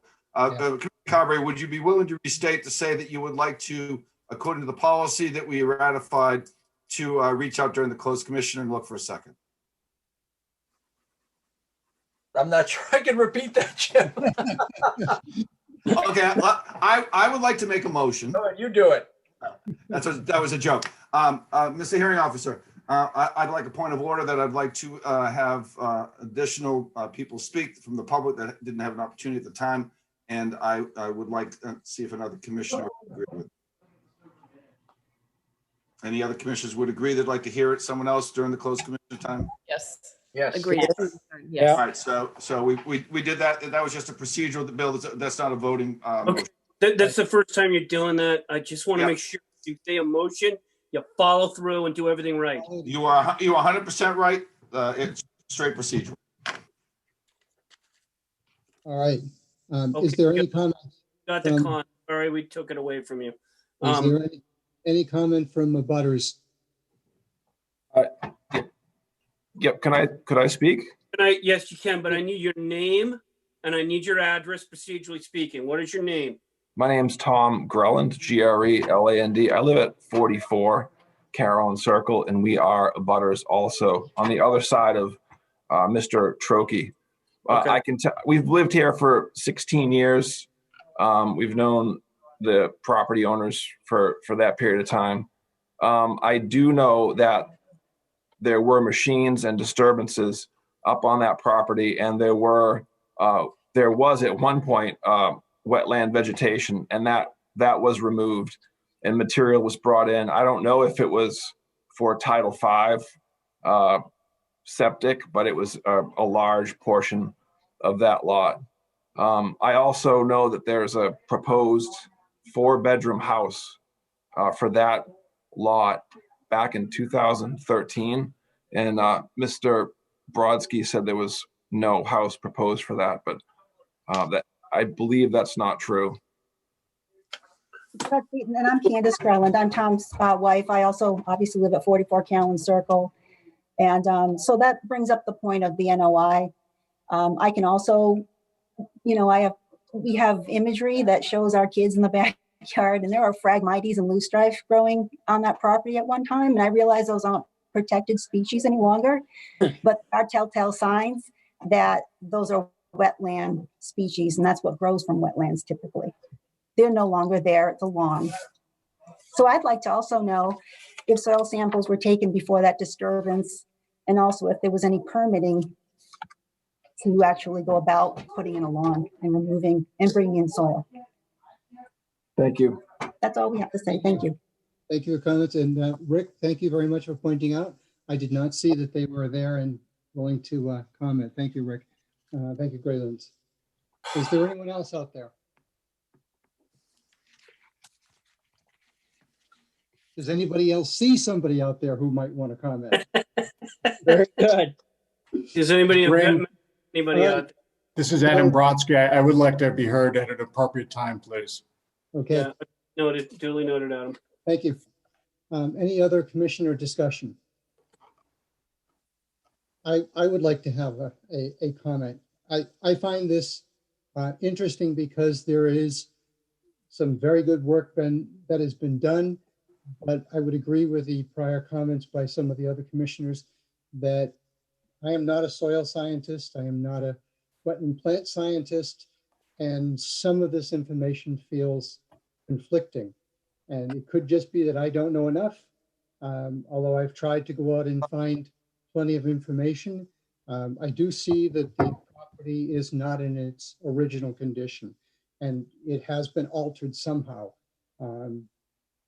What that means and what was actually done, I certainly can't tell you, but I think it's been altered at least to put the grass in.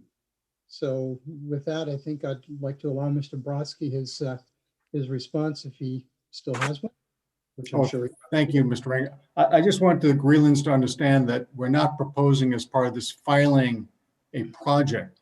I don't know what has been proposed in the past. I have no personal knowledge regarding that, but you presently don't have a project in front of you, which is my point, which is why this is an RDA. Second, I know that Mr. O'Donnell described this as a disturbed site, and therefore you can rely upon hydric soils. I'd respectfully disagree.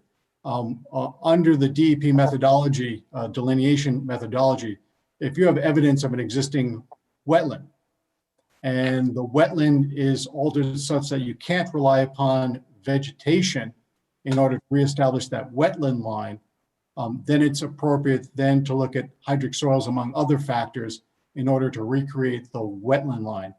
I respectfully suggest that there's actually no evidence other than the Greenland suggestion that there were wetlands on the site. There's no actual evidence that there were in fact a predominance of wetlands. We don't dispute that there's wetlands vegetation on the site, but what you need to understand is that there has to be a predominance of wetlands vegetation for there to be a regulatory wetland.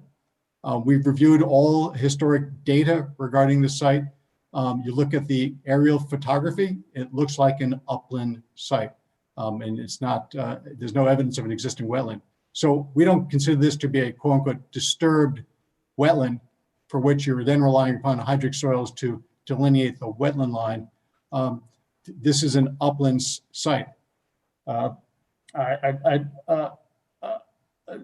I I'm struggling to understand this concept of conflicting evidence, because we have our scientists who are giving you facts. You may be presented with anecdotal evidence from non-professionals, but I don't know what more we could do to convince you of actually what we've got out there. There's no question that there were test pits dug on this property in order to perk it. We've said as much, and I believe we've provided you with the test pit information that relates to all of that. All of the soils have been consistent throughout history, and Art can speak to that. There are no surprises, there are no inconsistencies here. It's a question of whether you're going to accept our science and our scientists, or you're going to somehow rely upon anecdotal evidence to rule otherwise. I don't know what more information we can present. We're trying to present to you the science on it. So with that said, I don't know if Brad or Art has anything else to add. I'm at a loss at what more we can do to convince the board that we've presented credible evidence based upon science. Joe, can I just say something? I don't think I hear them offering anything, so I'd like to go back to commissioner discussion. May I say something, Mr. Hearing Officer? Please, Craig.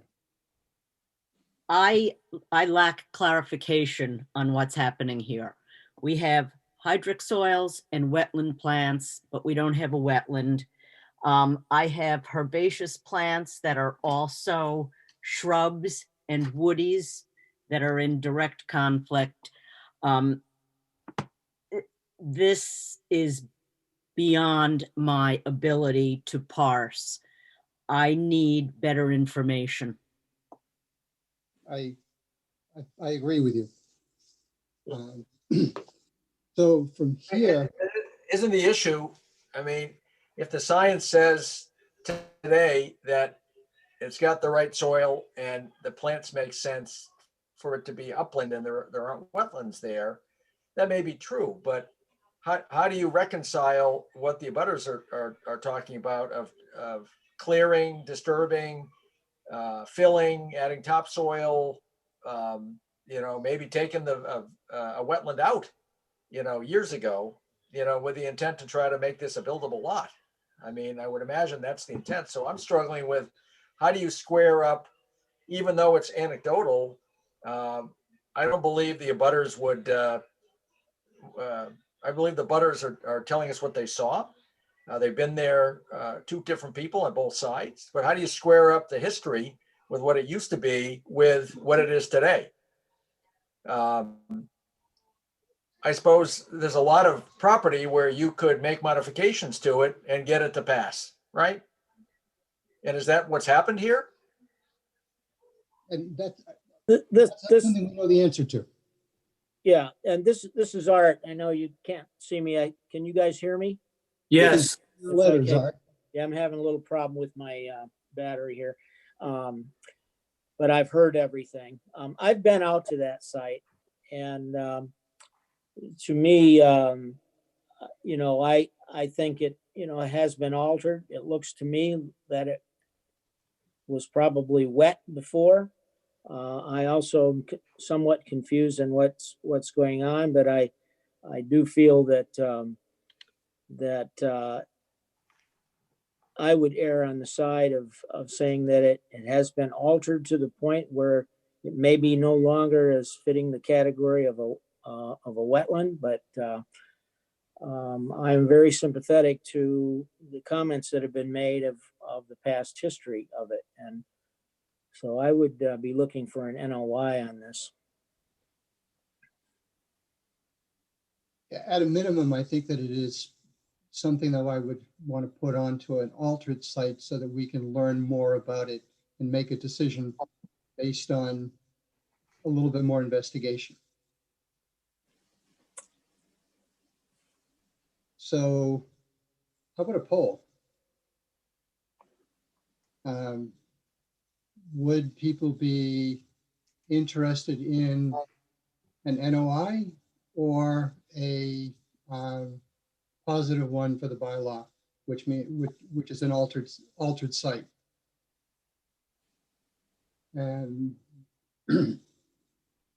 so I think with that, since I'm not hearing any objections either way, we'll do the poll. And let's start off with a +1. Art, Yes, I'm in favor of that. Susan, I'm in favor as well. Bert, Yes. Rick, Yeah, +1 requiring filing of an NOI. okay? Well, pardon me, Joe, were you going to come back and talk about the NOI I was second? going to come back with that. All right. The commissioners, if you go +1, you're requiring an NOI. It's inherent in the +1. That's what I was going to have to ask. Thank you. Yeah, no So- worries. Does it make sense to simplify this and start again? No, you're doing fine. You just got to keep going down the line. Everybody, I think. I would make one comment, Bill, just as far as the NOI, as the applicant's counsel has advised that this should be a RDA. I would defer to town council, his opinion on this.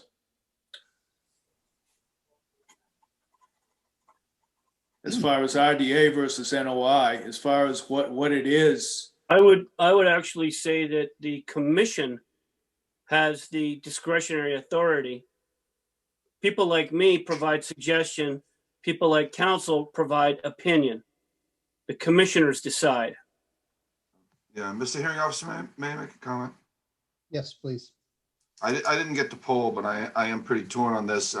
Regarding Vice Chair, I do believe the council will tell us that we have the broad discretionary power as a quasi-judicial board commission to make that decision. And he might give us counsel, but he would leave the ultimate decision to us.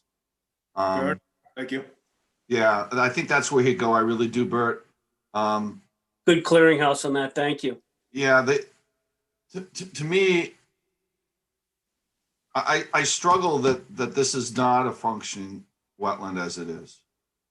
But I also very much struggle the fact that, to me, it seems like a credible testimony or information, conversation from direct abutters, which carries a lot of weight, direct abutters. It says, although they're not experts, they thought they saw plants that seemed to be wetland plants, whether it's 50% or not. I struggle with that. Also, more than one has said that there was a stripping of the topsoil and fill. That would be a removal and fill, which actually never goes away. That's a violation of every day from the day it occurred. So that's a different issue. I think that's a difficult path for all. So I think the easier way than that path is just an NOI. Find out what you want to do. Find out if there's wetlands off the property that could be there. And if we need to go to a third party for the commission to gain better understanding, because we understand they have an expert, but sometimes experts differ. So maybe we'd need to see a third party so we have enough information to make the decision. This is clearly one of my most challenging decisions. This is a complicated one. Thank you, Jim. Thank you, Mr. The Rankin. last one on my list is Craig.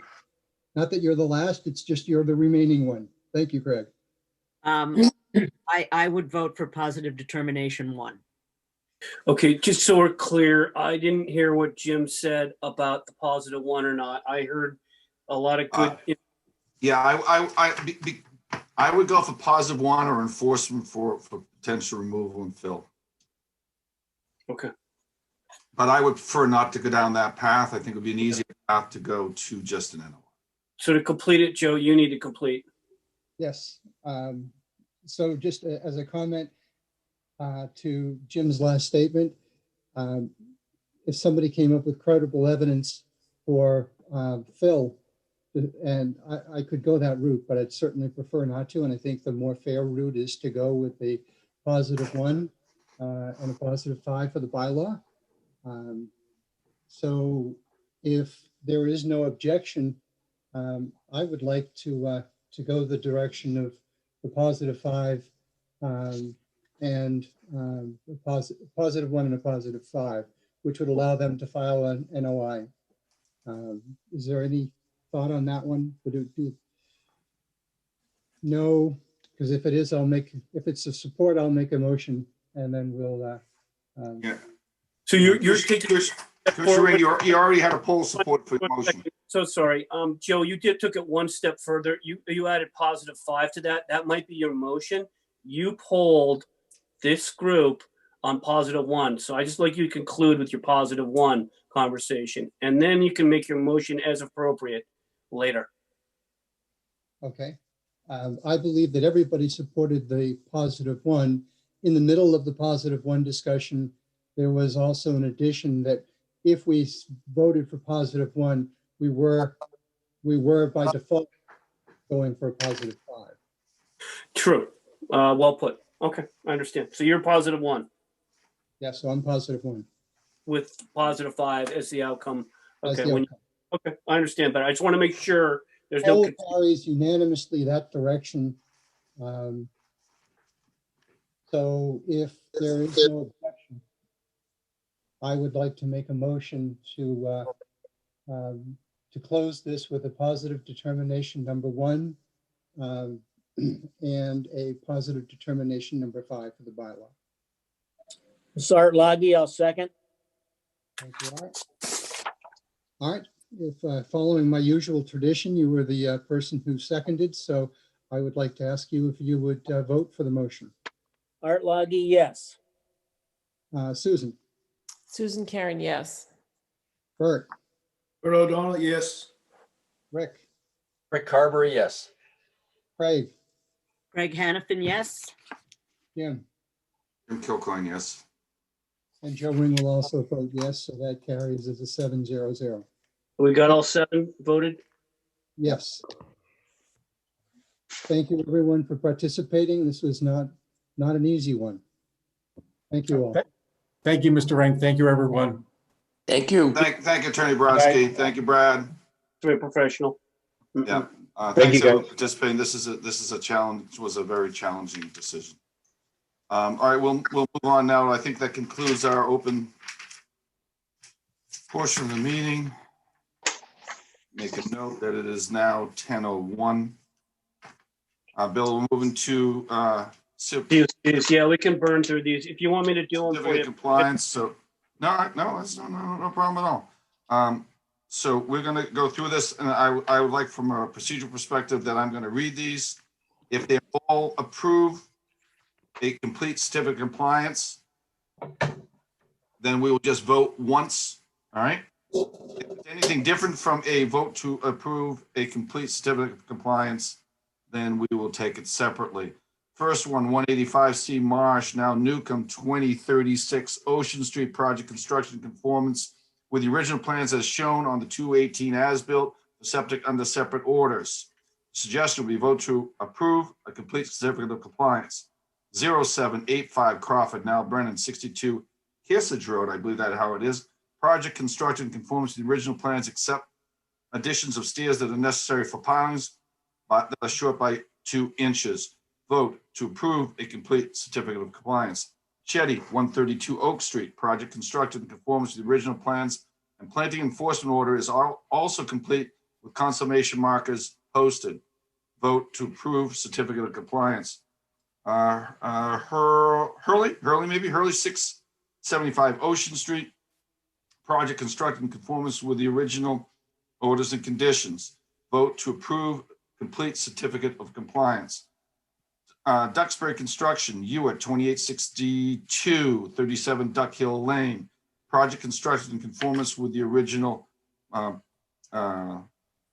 plan, approved with complete COC. Vote to approve a complete certificate of compliance. So I read them all, read each one out. Each one is exactly the same. We're going to approve a complete certificate of compliance on 0185 Marsh, 0785 Crawford, 0185 2036 Ocean, 0785 67 Kearsarge, 2598 132 Oak, 2837 675 Ocean, and 2862 30 South Duck Hill Land, and look for a second.